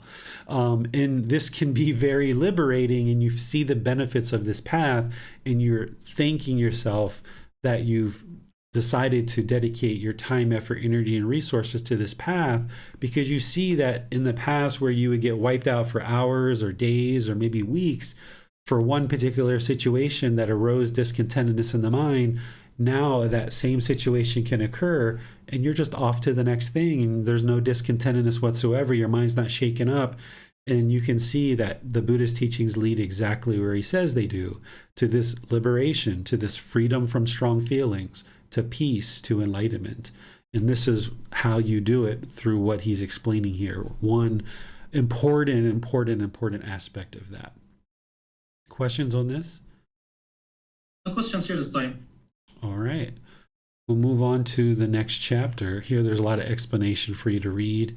Chapter 14. Yes, and let's go to Miranda. The Enlightenment, excuse me, the Enlightenment factors accompanied by breathing mindfulness meditation. Monks, mindfulness of breathing mindfulness meditation, when developed and cultivated, is of great fruit and benefit. And how monks is mindfulness of breathing developed and cultivated so that it is of great fruit and benefit. Here, monks, a monk develops the enlightenment factor of mindfulness accompanied by mindfulness of breathing, based upon seclusion, freedom from strong feelings, and elimination, maturing and release. He develops the enlightenment factor of investigation accompanied by mindfulness of breathing, based upon seclusion, freedom from strong feelings, and elimination, maturing and release. He develops the enlightenment factor of energy accompanied by mindfulness of breathing, based upon seclusion, freedom from strong feelings, and elimination, maturing and release. He develops the enlightenment factor of joy accompanied by the mindfulness of breathing, based upon seclusion, freedom from strong feelings, and elimination, maturing and release. He develops the enlightenment factor of tranquility accompanied by mindfulness of breathing, based upon seclusion, freedom from strong feelings, and elimination, maturing and release. He develops the enlightenment factor of concentration accompanied by mindfulness of breathing, based upon seclusion, freedom from strong feelings, and elimination, maturing and release. He develops the enlightenment factor of equanimity, accompanied by mindfulness of breathing, based upon seclusion, freedom from strong feelings, and elimination, maturing and release. It is in this way, monks, that mindfulness of breathing mindfulness meditation, is developed and cultivated so that it is of great fruit and benefit. All right. Thank you, Miranda. Here, the Buddha is connecting breathing mindfulness meditation with the 7 factors of enlightenment. The 7 factors of enlightenment are 1, mindfulness. This is always useful and should be practiced at all times. This is what guards the mind from discontentedness, that if you're aware of the mind, of anything wholesome or unwholesome, then you can apply right effort to either support and encourage the wholesome or eliminate the unwholesome. And mindfulness should always be practiced. And then you've got investigation, energy, and joy, which are practiced whenever the mind is sluggish. When you feel complacency or lethargy coming into the mind, kind of a dullness, then you practice the enlightenment factor of investigation, which is investigating the teachings of the Buddha, which is what you're doing right now. And that helps to spring up energy and it helps to spring up joy in the mind. So this enlightenment factor of investigation and energy and joy help to bring the mind out of that sluggish condition more into the middle. And then you've got the enlightenment factors of tranquility, concentration, and equanimity, which when the mind is excited or elated or having euphoria, this is where you can calm it down, bringing it to the middle with tranquility, concentration, equanimity. So these 7 factors of enlightenment are additional tools to refine and fine-tune the mind. And you're going to use these at different times as you're honing in on the middle way and bringing the mind to perform optimally. You're always practicing mindfulness all the time during all your waking hours. But during the times where the mind is sluggish, you practice investigation, energy, and joy. When you feel the mind is excited or energetic, so high, kind of euphoric, you practice tranquility, concentration, equanimity to bring it into the middle. And then when you get into that middle, more and more, you're actually practicing all 7 factors all the time. So an enlightened being is going to always have mindfulness or awareness of mind. They're going to be consistently investigating the teachings. They're going to have energy. That's that enlightenment factor of energy that I talked about earlier. They're going to have joy. They're going to have this unconditioned joy where the mind is just always joyful, not based on any particular condition. But yet their mind is also going to be tranquil, concentrated, and having equanimity. So it's this perfect balance of a relaxed and attentive mind, yet it's calm and composed, right? So you're going to have this alert, attentive mind, but yet it's going to be calm and relaxed. This is the enlightened mind, where it's perfectly optimized in the middle. Questions on this chapter? No question, teacher. All right. And I explain this as we go here in the chapter. You can see that I put in here a section about the 7 factors of enlightenment, which is from volume 1, but here to help those of you guys that maybe don't have that book or you're reading about the 7 factors of enlightenment at this time. So here it is for you right here in this spot. Chapter 15. Great fruit and benefit of breathing mindfulness meditation. Another discourse. Let's skip over this. Sorry, Bassam. Let's skip over these first few paragraphs because these are the same things that we've been reading all along. It was essentially the same thing as the last chapter. So let's just go right into this one. Yeah, sure. One of 2 fruits to be predicted. Monks, when mindfulness of breathing is developed and cultivated, one of 2 fruits is to be predicted. Either final knowledge, wisdom in this very life, or if there is a residue of clinging, the state of non-returner. And how, monks, is mindfulness of breathing developed and cultivated so that one of 2 fruits is to be predicted, either final knowledge, wisdom in this very life, or if there is a residue of clinging, the state of non-returner. Here, monks, a monk develops the enlightenment factor of mindfulness, accompanied by mindfulness of breathing. He develops the enlightenment factor of equanimity, accompanied by mindfulness of breathing, based on seclusion, freedom from strong feelings, and elimination, elimination, maturing, and release. It is in this way that mindfulness of breathing is developed and cultivated, so that one of two fruits is to be predicted, either final knowledge in this very life, or if there is a residue of clinging, the state of non-returner. Okay, so here the Buddha is explaining how breathing mindfulness meditation leads to either enlightenment, which is the fourth stage of enlightenment as an arahant, or this third stage of enlightenment, which is called non-returner. And a non-returner is going to die in this human life, and then it's going to be reborn into the heavenly realm and attain enlightenment from that realm. So both of those would be wonderful for any being to attain. The ideal would be to attain as enlightenment as an arahant in the fourth stage of enlightenment, so that you can enjoy the rest of this life with peacefulness in the mind, and then you're done at the end of this life, no longer being even reborn into heaven. That's not the goal. But should you attain the third stage of enlightenment as a non-returner, you're not going to return back to the human realm. You're going to attain enlightenment from the heavenly realm. And the Buddha is explaining here that it's breathing mindfulness meditation that is going to lead to either of those two states. And then specifically, he also talks about the 7 factors of enlightenment, which are needed in order to get to that. And he talks about this maturing and release. This is something that you can actually observe as you fine-tune the mind more and more, that you might actually get to the point where you observe craving, desire, attachment so readily, and you're so aware of it with mindfulness, that you can actually also observe when a craving leaves the mind, that it matures through your practice. You kind of mature, and then it kind of releases from the mind. You can actually feel a certain craving release from the mind, and he calls that maturing and release. So any questions on that part? No question, teacher. All right, next one.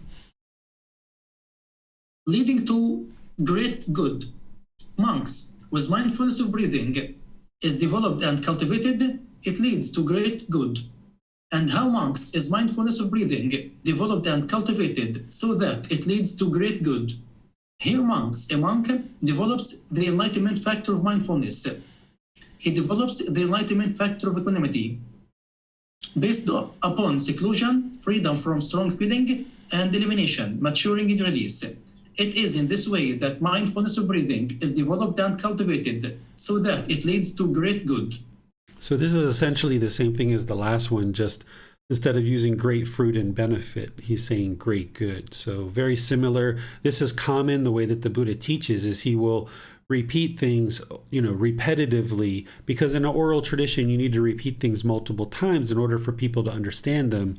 And in some cases, he will slightly change a word here or there. And by having that repetitive nature, it helps the mind to retain the teachings in this oral tradition better and better. We're in a written tradition where we've now moved into being able to write these teachings down.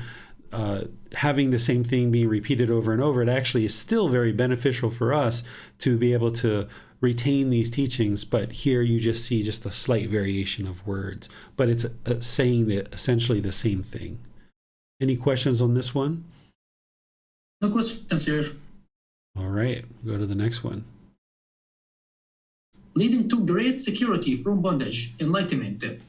Monks, when mindfulness of breathing is developed and cultivated, it leads to great security from bondage, enlightenment.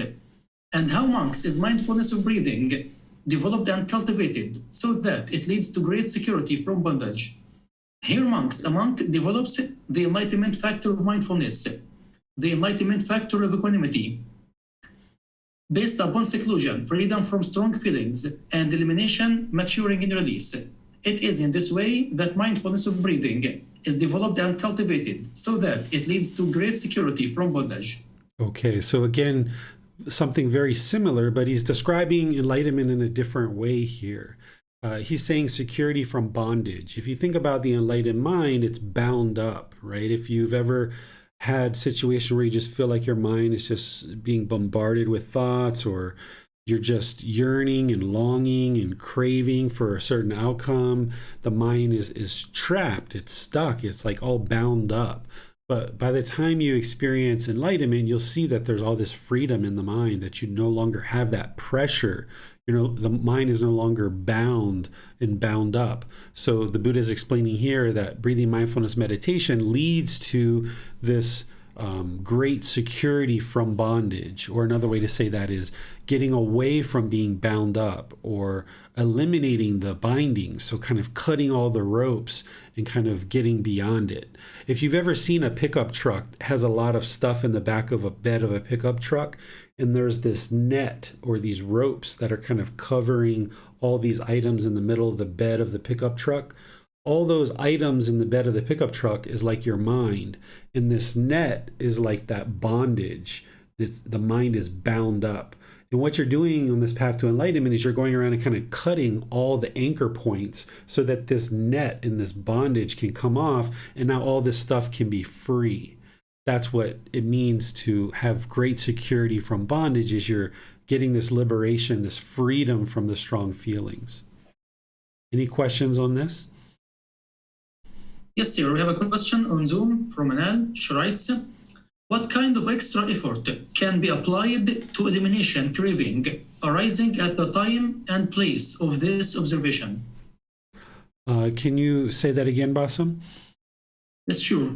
What kind of extra effort can be applied to eliminating craving arising at the time and place of this observation? Okay, so we have this eightfold path, and we have all these other teachings that we need to gradually learn, gradually practice, and then we have this gradual progress. And to a certain extent, there's just a lot of that needs to happen in order for craving, desire, attachment to be fully extinguished.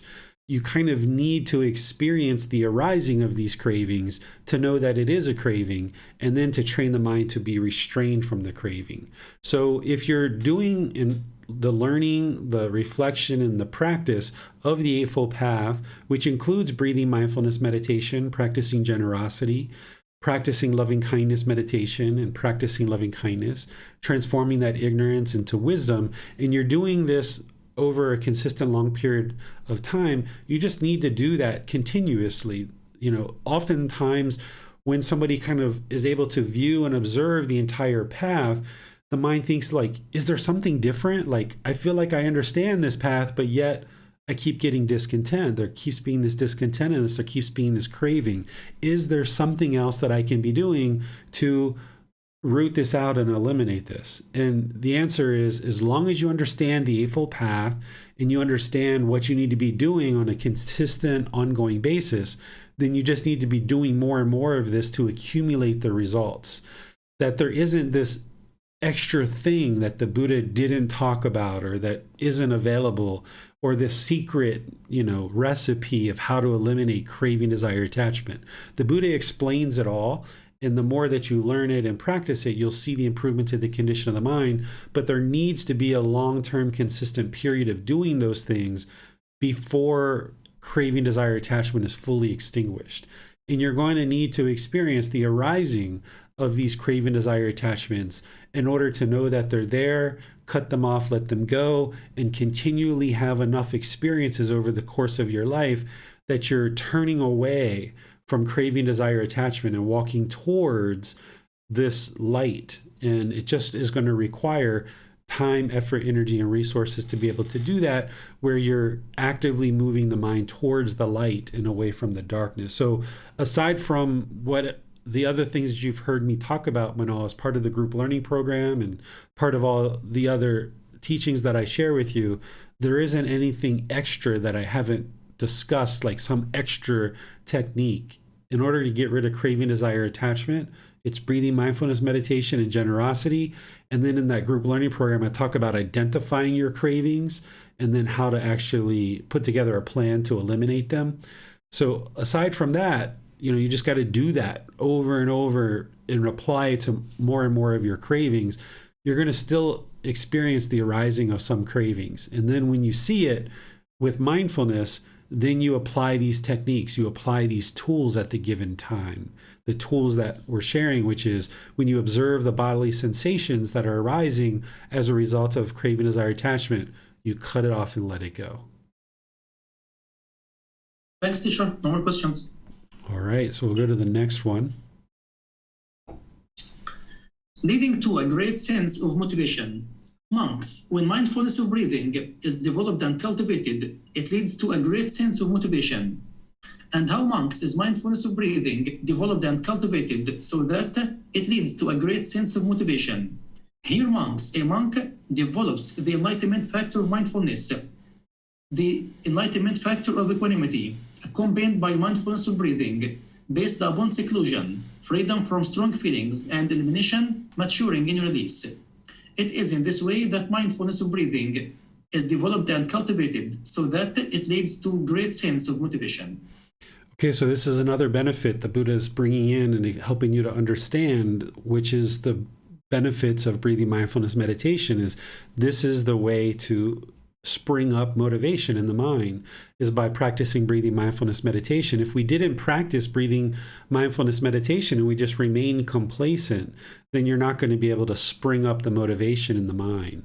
Oftentimes the mind just gets so complacent and it's kind of mired in the darkness, mired in the mud. It doesn't have the motivation to do the meditation. But the meditation and all these other aspects of these teachings is the solution.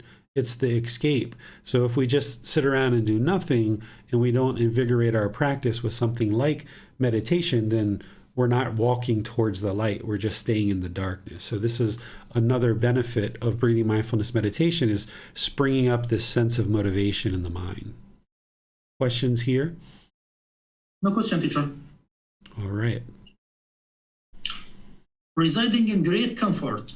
Monks, when mindfulness of breathing is developed and cultivated, it leads to residing in great comfort. And how monks is mindfulness of breathing is developed and cultivated so that it leads to residing in great comfort. Here, a monk develops the enlightenment factor of mindfulness, the enlightenment factor of equanimity, accompanied by mindfulness of breathing, based upon seclusion, freedom from strong feelings, and elimination, maturing in release. It is in this way that mindfulness of breathing is developed and cultivated so that it leads to residing in great comfort. Monks, just as the river gangs, slants, slopes, and inclines towards the east, so too a monk who develops and cultivates the 7 factors of enlightenment slants, slopes, and inclines towards Nibbana, enlightenment. And how does a monk develop and cultivate the 7 factors of enlightenment so that he slants, slopes, and inclines towards Nibbana? Here, a monk develops the enlightenment factor of mindfulness, which is based upon seclusion, freedom from strong feelings, and elimination, maturing in release. He develops the enlightenment factor of investigation, the enlightenment factor of energy, joy, tranquility, concentration, equanimity. It is in this way, that a monk develops and cultivates the 7 factors of enlightenment so that he slants, slopes, and inclines towards Nibbana, enlightenment. All right. Thank you, Bossum. So here, the Buddha is explaining how breathing mindfulness meditation leads to the development of the 7 factors of enlightenment, which leads to enlightenment itself. And having attained enlightenment, you will experience this great comfort.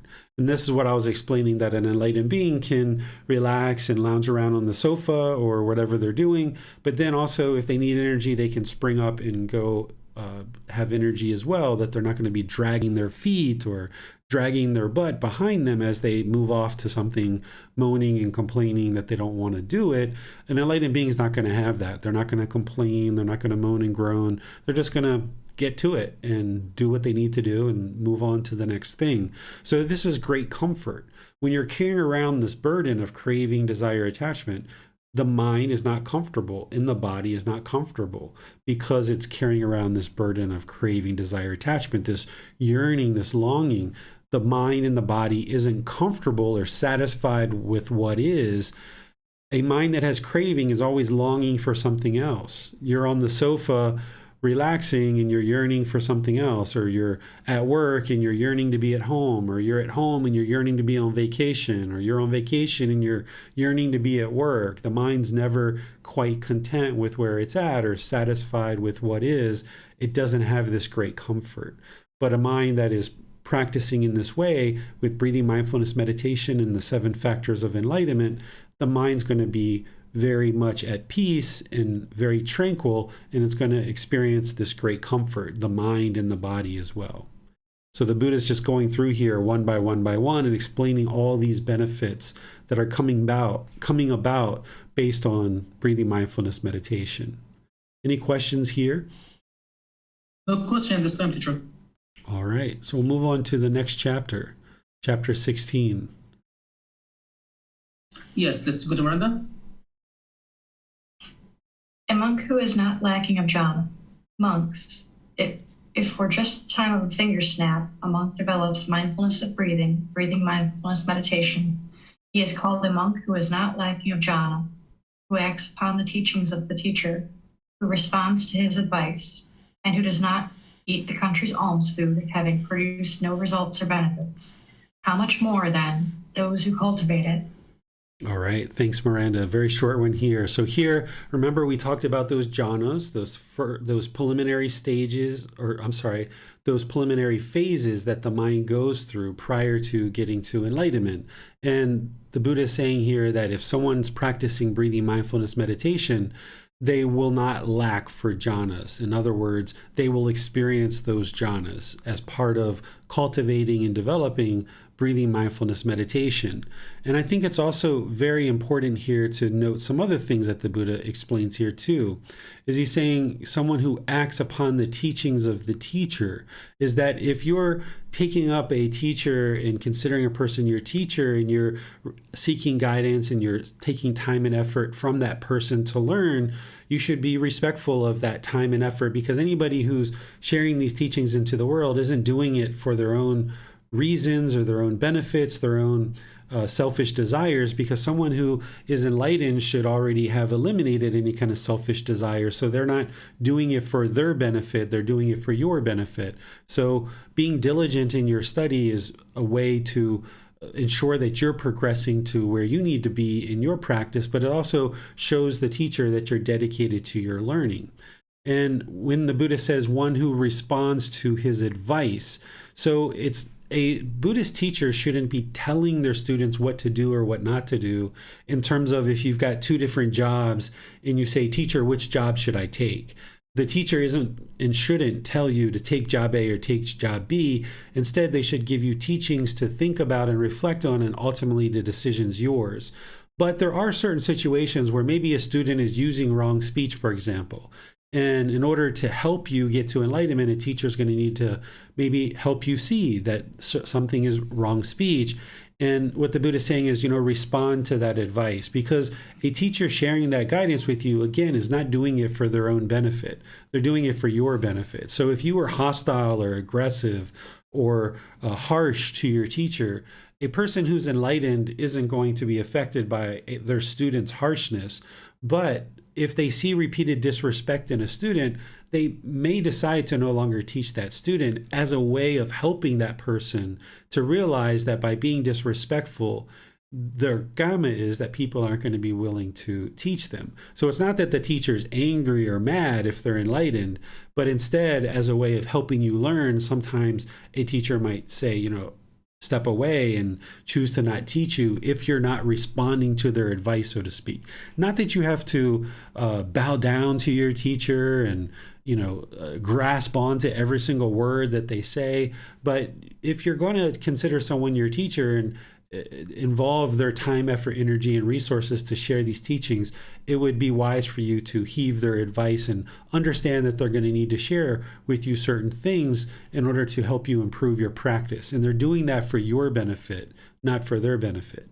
And then this is another really important one that I think the Buddha is really good at highlighting, is that if you can imagine a country that, like Thailand, that has 70 million-ish people that are here, that are working and laboring and doing different things, there's about 300,000 ordained practitioners within Thailand. Those 300,000 ordained practitioners are being supported by the 70 million people going out and working and laboring and sharing food and resources to help them sustain their life. And the idea is that these 300,000 ordained practitioners and teachers like me that are being supported by donations should be really deep in their practice. And then by them being really deep in their practice, they're able to share the teachings with the public in order to help them improve the condition of their life. So the Buddha here is explaining that, someone who's eating the country's alms food, essentially someone who's benefiting from the labor and hard work of the household practitioners, if they're not producing results and benefits in their practice, they're really kind of like wasting away. So it's important that if somebody enters into the life of an ordained practitioner, or they choose to teach in the way that I am in terms of accepting donations from students, it's important that we really value, appreciate, and have gratitude for these offerings that are given to us. And as teachers and ordained practitioners who are living off the generosity of our students, the way that we return that generosity and that appreciation and gratitude to our students is be really diligent in our practice to really develop our own practice really well, but then also find ways to offer those teachings back to the community in terms of classes or courses or retreats or resources like books and podcasts and videos and things like this, that if we were to just sit around, eat all this food, accept all these donations, but then not offer anything back, that wouldn't be the way that would produce beneficial results in the world, by having this mutual support of household practitioners supporting teachers and then teachers supporting the students. This is the mutual support that the Buddha set up, and he did this intentionally so that ordained practitioners wouldn't just go off and be on their own and become enlightened and not offer anything back. Instead, he doesn't allow, in the way that he set up in his guidance, is he doesn't allow the ordained practitioners to actually make their own food or make their own money. They need to have this interaction with the household practitioners in order to give the teachings. And when they're giving the teachings, then the household practitioners will provide support. And this is how these teachings continue to flourish in the world. So those of us that are accepting donations should be really diligent in our practice, and then be very diligent in the way that we offer these teachings back to the world by allowing anybody and everybody to learn and practice these teachings that choose to step forward to learn. So the Buddha here is explaining that, along with really helping us to understand that it's breathing mindfulness meditation that leads to the actual jhanas, and of course lots of other things as well. So any questions here? No questions here. All right. So now we'll go to chapter 17. Breathing mindfulness meditation, an excellent and peaceful dwelling. The Buddha commented on the incidents of monks dying through suicide by themselves or by encouraging and assisting others to do so.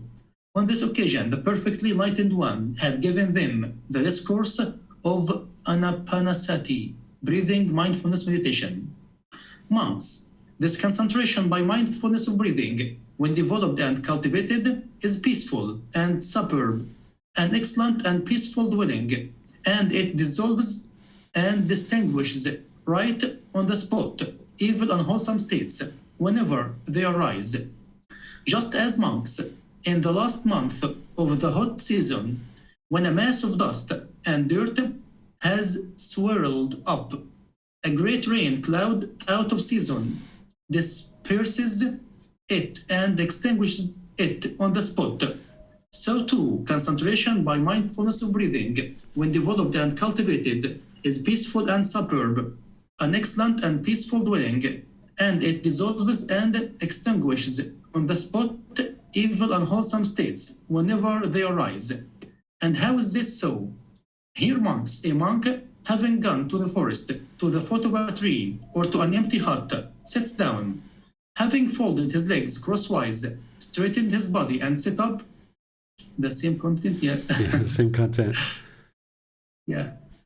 It is in this way, monks, that concentration by mindfulness of breathing is developed and cultivated so that it is peaceful and superb, an excellent and peaceful dwelling, and it dissolves and extinguishes on the spot evil and wholesome states whenever they arise. Okay, thanks, Bassam. So I just kind of skipped Bassam over the part that is repeated throughout a lot of these chapters, because the real part that the Buddha is honing in on here is he's explaining how breathing mindfulness meditation can eliminate evil, unwholesome states on the spot. And essentially, what he's describing here is that if you've developed your breathing mindfulness meditation practice on a consistent, ongoing basis, then whenever any unwholesome mental states arise, you should be able to essentially meditate those away. So let me give you an example. Let's just say a practitioner has developed their meditation practice for 6 months or a year.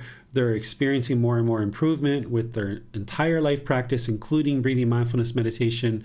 And then say they have this urge to steal, or they have this urge to have substances that cause heedlessness. And they can feel the craving arising in the mind to go out and party and have drinks and drugs and party it up with people that maybe they've done that with in the past. Well, if you feel that urge, that craving coming up in the mind, the Buddha is saying you can actually meditate that away. You can sit down, meditate for 10 minutes, 15 minutes, 20 minutes, whatever it is, and allow that feeling to pass so that that craving, desire, attachment is no longer there, kind of producing this feeling that you would like to go out and do something like that, because you know that stealing or having substances that cause heedlessness is only going to produce unwholesome things in your life. So it wouldn't make sense for you to actually do those things. So this would work for somebody who's developed their practice. But if you are just brand new to this path, you can still try this, but it doesn't mean that it's going to immediately be beneficial. The more time that you've accumulated breathing mindfulness meditation and practicing that on an ongoing basis, this thing that the Buddha is talking about, how it eliminates unwholesome states of the mind, is more and more prevalent and works better and better as you develop the condition of the mind more and more. When there's a lot of craving, desire, attachment in there, it's harder for the mind to let that go. So this is a way to redirect the mind and let go of any evil, unwholesome mental state. If breathing mindfulness meditation is doing that for you 5-10 minutes into it, and you observe that it's working, great, keep doing that and do that in the future if you ever observe any craving, desire, attachment arising in the mind. But early in practice, if you were to sit down and meditate and you're trying to fight this urge or this craving to not go out and have drinks and use drugs with your friends, sometimes sitting down in meditation can actually create more of the craving to arise, because you're so early in your practice, the mind isn't really well tuned and isn't really well refined yet. So what the Buddha is explaining here is redirecting your mind, taking it in another direction. Instead of walking towards the craving of indulging in substances that cause heedlessness, you're taking the mind in the other direction with meditation by cutting off and letting that go.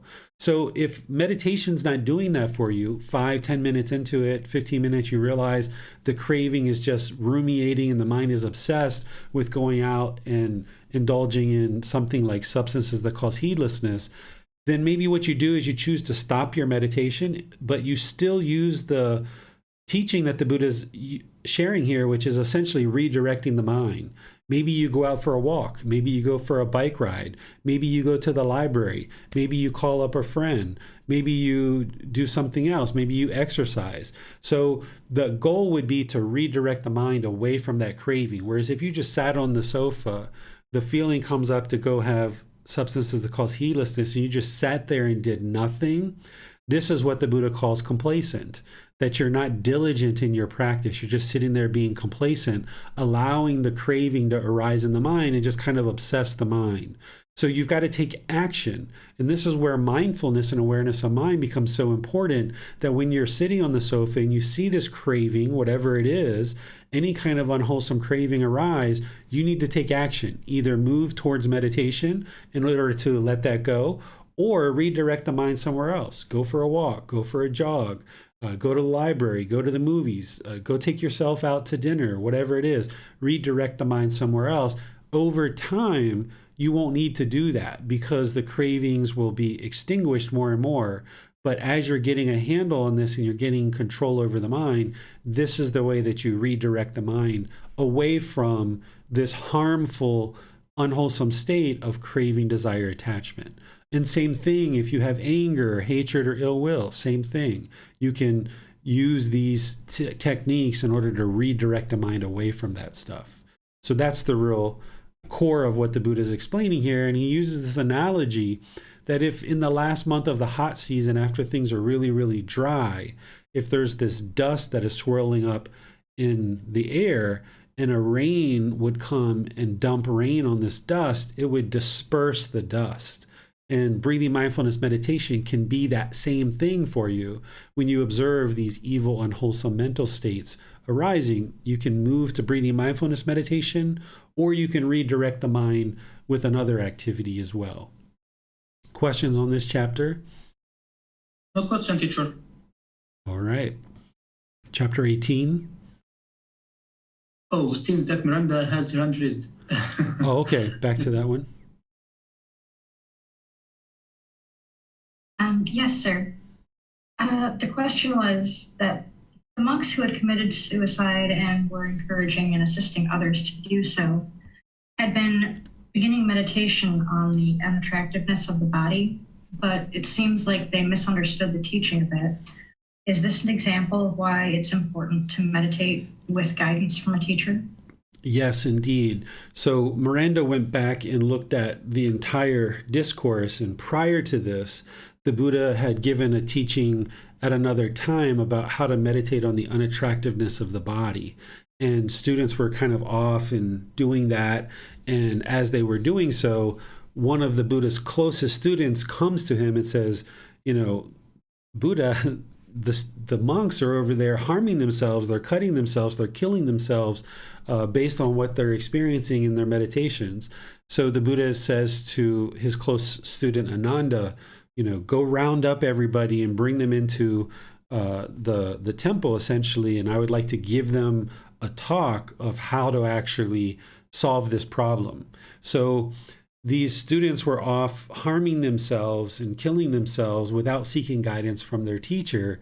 And then once the teacher becomes aware of what's going on, then he delivered this teaching in order to help them understand that if they have that urge to kill themselves, then this would be a way to meditate that away and train the mind to let go of that evil, unwholesome mental state of having a desire to harm the physical body or to kill themselves. And this is one of the reasons why you need a teacher, because if you were just out there listening to this podcast or watching the YouTube videos that I share, and you didn't have any kind of contact with me or ability to reach out to get help, and you just tried to implement these teachings on your own, you're going to run into challenges, you're going to run into problems, and you're going to need to reach over to a teacher and ask for help, because the mind can actually degrade if you're not receiving that guidance and the help. And this is a perfect example that Miranda brings up of people who had learned something, they went off on their own, they were experiencing all these problems, but yet they weren't going to their teacher and asking for help, which is the Buddha. So once the Buddha found out that there was these problems, he asked for people to come together so that he could actually help them, because they weren't seeking guidance themselves. So he kind of made it possible for them to come get some help. And this is a perfect example of why you need a teacher to help you. It doesn't mean if you meditate, you're going to go off and try to kill yourself. But there can be all kinds of challenges along the path. As you're unraveling all this pollution in the mind can kind of spin out of control sometimes. And that's where you'd like to have a connection to a teacher and be able to reach out and get help, whether it's me or some other teacher, but you need to have somebody in your life that you can reach out to and get help. Thank you, sir. You're welcome. No more question, teacher. All right, so we'll go to the next chapter, chapter 18. I would like to just check something to look. We've actually covered this chapter at other parts in our group learning program. I think it was in not group learning program, in this Pali Canon in English study group. I think it was in volume 3. So what I'll do is just see if you guys have any questions, because this is the Buddha explaining meditation again, how to do breathing mindfulness meditation. And then he talks about contemplation on the body to develop that first foundation of mindfulness of bodily sensations. Then he explains to contemplate on the feelings, which is the second foundation of mindfulness. Then he talks about contemplating on the condition of the mind, which is the third one. And then he talks about mental objects, which is the fourth one. So we've covered this one before, and what I'll do is just open up to see if there's any questions on this one. Not seeing any question for this chapter, teacher. Okay. And then I think, yes, here below this, I explain the 4 foundations of mindfulness and give a lot of examples of that. So if you guys have any questions, just feel free to reach out for that. So chapter 19, this is one we haven't covered in this program yet. Protecting one's own mind, you protect others. Monks, once in the past, an acrobat set up his bamboo pole and addressed his apprentice, Mida Kathikala. Not sure of this name. Thus, come dear, climb the bamboo pole and stand on my shoulders. Having replied, yes, teacher, the apprentice climbed up the bamboo pole and stood on the teacher's shoulders. The acrobat then said to the apprentice, you protect me, dear, and I will protect you.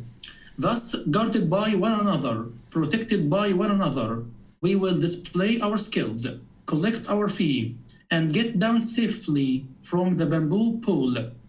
When this was said, the apprentice replied, that's not the way to do it, teacher. You protect yourself, teacher, and I will protect myself. Thus, each self-guarded and self-protected, we will display our skills, collect our fee, and get down safely from the bamboo pole. That's the method there, the perfectly enlightened one said. It's just as the apprentice said to the teacher, I will protect myself, monks. Thus, should the 4 foundations of mindfulness be practiced, I will protect others, monks. Thus, should the 4 foundations of mindfulness be practiced. Protecting one's own mind, monks, one protects others. Protecting others, one protects one's own mind. And how is it, monks, that by protecting one's own mind, one protects others?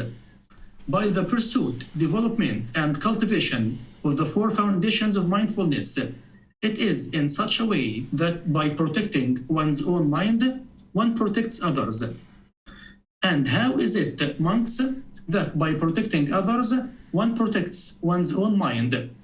By practice, harmlessness, loving kindness, and compassion. It is in such a way that by protecting others, one protects one's own mind. I will protect my own mind, monks. Thus, should the 4 foundations of mindfulness be practiced. I will protect others, monks. Thus, should the 4 foundations of mindfulness be practiced. Protecting one's own mind, monks, one protects others. Protecting others, one protects one's own mind. Okay, thanks, Basum. So here, this is a story the Buddha is sharing about an apprentice who's working with the teacher, climbing up the pole, kind of standing on the shoulders of the teacher. And the acrobatics teacher says, you protect me and I'll protect you. This is attachment, right? This is craving, desire, attachment. This is like, you do for me and I'll do for you. And the student's like, no, that's not the way to do it. You protect yourself and I'll protect myself. And by doing that, we're protecting each other.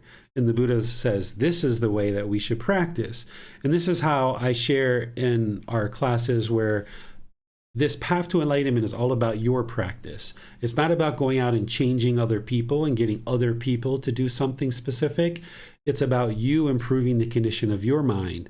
And by you improving the condition of your mind, it helps you, it helps those close to you, and it helps all of humanity. So our goal in this path to enlightenment is not to go out and convert everybody to doing what it is that we do. They need to approach these teachings by their own choice. But through us improving our own practice and improving the way that we function in the world, we're protecting our own mind, but we're also protecting others too, because we're protecting them from the harm that we might cause. And by protecting our own mind, we protect others. And the Buddha also says down here, the way to protect others is by practicing patience, harmlessness, loving kindness, and compassion. By us practicing those things, then we're making the choice to be patient. We're making the choice to be harmless. we're making the choice to practice loving kindness or a genuine interest in seeing others be well. And we're making the choice to practice compassion or the concern for others' misfortune. So even though here the Buddha is saying, this is the way to protect others, it's actually still coming back to you in your practice.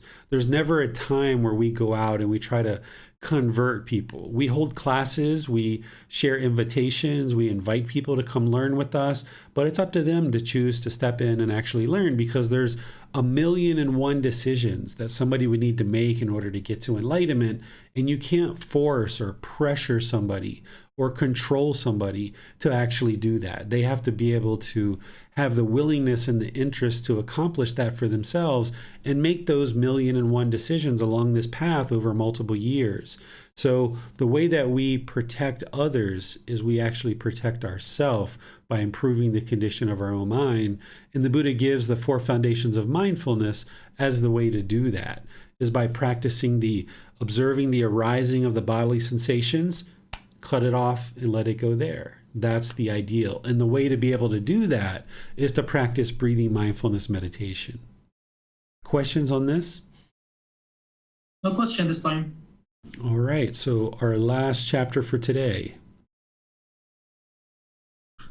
Yes, let's go to Miranda. Breathing mindfulness meditation for abandoning mental distraction. Monks, there are these 3 things. What 3? Being difficult to correct, unwholesome friendship, and mental distraction. These are 3 things. 3 other things are to be developed for abandoning these 3 things. What 3? Being easy to correct is to be developed for abandoning being difficult to correct. Wholesome friendship is to be developed for abandoning unwholesome friendship. Mindfulness of breathing mindfulness meditation, is to be developed for abandoning mental distraction. These 3 things are to be developed for abandoning the former 3 things. All right. Thank you, Miranda. So here the Buddha is kind of sharing 3 things that are needed in order to get to enlightenment. Amongst all the other things that he shares is we need to be able to be easily correctable. And this is what we were talking about earlier, that a teacher is going to sometimes need to share with you, hey, John, you had some wrong speech there. Maybe you can choose to speak to your mom a little bit better, or to the waiter a little bit better. Who knows what might need to be said. But in a private setting, a teacher will perhaps need to talk with a student in a constructive, motivating, encouraging way to help them work on things like speech or actions, or maybe the ego. If there's ego there, of course, that's something that is often hard for someone to see themselves. And talking privately with their teacher, and the teacher being very kind and polite and friendly to be able to help the student see that, the student being easy to correct, they'll actually make more benefit. Same thing as if a student has unwholesome friendships, which is what a student was talking about towards the beginning of class, is that choosing to move away from those unwholesome friendships by creating wholesome friendships. That's really important, because if you have a lot of negativity around you throughout your day, that's going to really wear on the mind. It's going to make it very difficult for you to move closer and closer to enlightenment. You can't clear out all your friends and get to enlightenment, because if you had no friends at all, your mind's still going to be discontent. So it's not that we need to only have wholesome friends and that's the only way that we're going to get to enlightenment. This is part of it. It's a contribution to it. You still need to understand right view, that any discontent feelings is being caused by your own craving, desire, attachments. But where you see unwholesome friendships that have developed as a result of your decisions, then you can also make the decision to move away from those. And then the third one the Buddha's talking about here is abandoning mental distraction or muddle-mindedness, lacking clear comprehension. The way to eliminate that is through practicing breathing mindfulness meditation. And someone who is close to enlightenment or who is enlightened will have a very clear comprehension. They'll be able to comprehend information very easily, very readily. They'll have a lot of focus, a lot of clarity of mind, some concentration, and you won't see this distraction where their mind is pulled to the past or longing for the future. They'll the mind will be able to reside clearly in the present moment, very focused and very centered for long periods of time. You won't see their mind move to the past or to the future or be distracted. And the reason why is because they've practiced a lot of breathing mindfulness meditation, and they've developed all the other aspects of this path as well that brings the mind into this clarity, into this focus, into this concentration, and having deep memory. These are some of the advantages of moving closer to enlightenment and actually attaining enlightenment. So any questions here on this chapter? I think there are some questions on Facebook. So let's go to Miranda. Yes, sir. There was one question earlier. Vikas asked if you could please to explain about death. What would you like to have explained about death?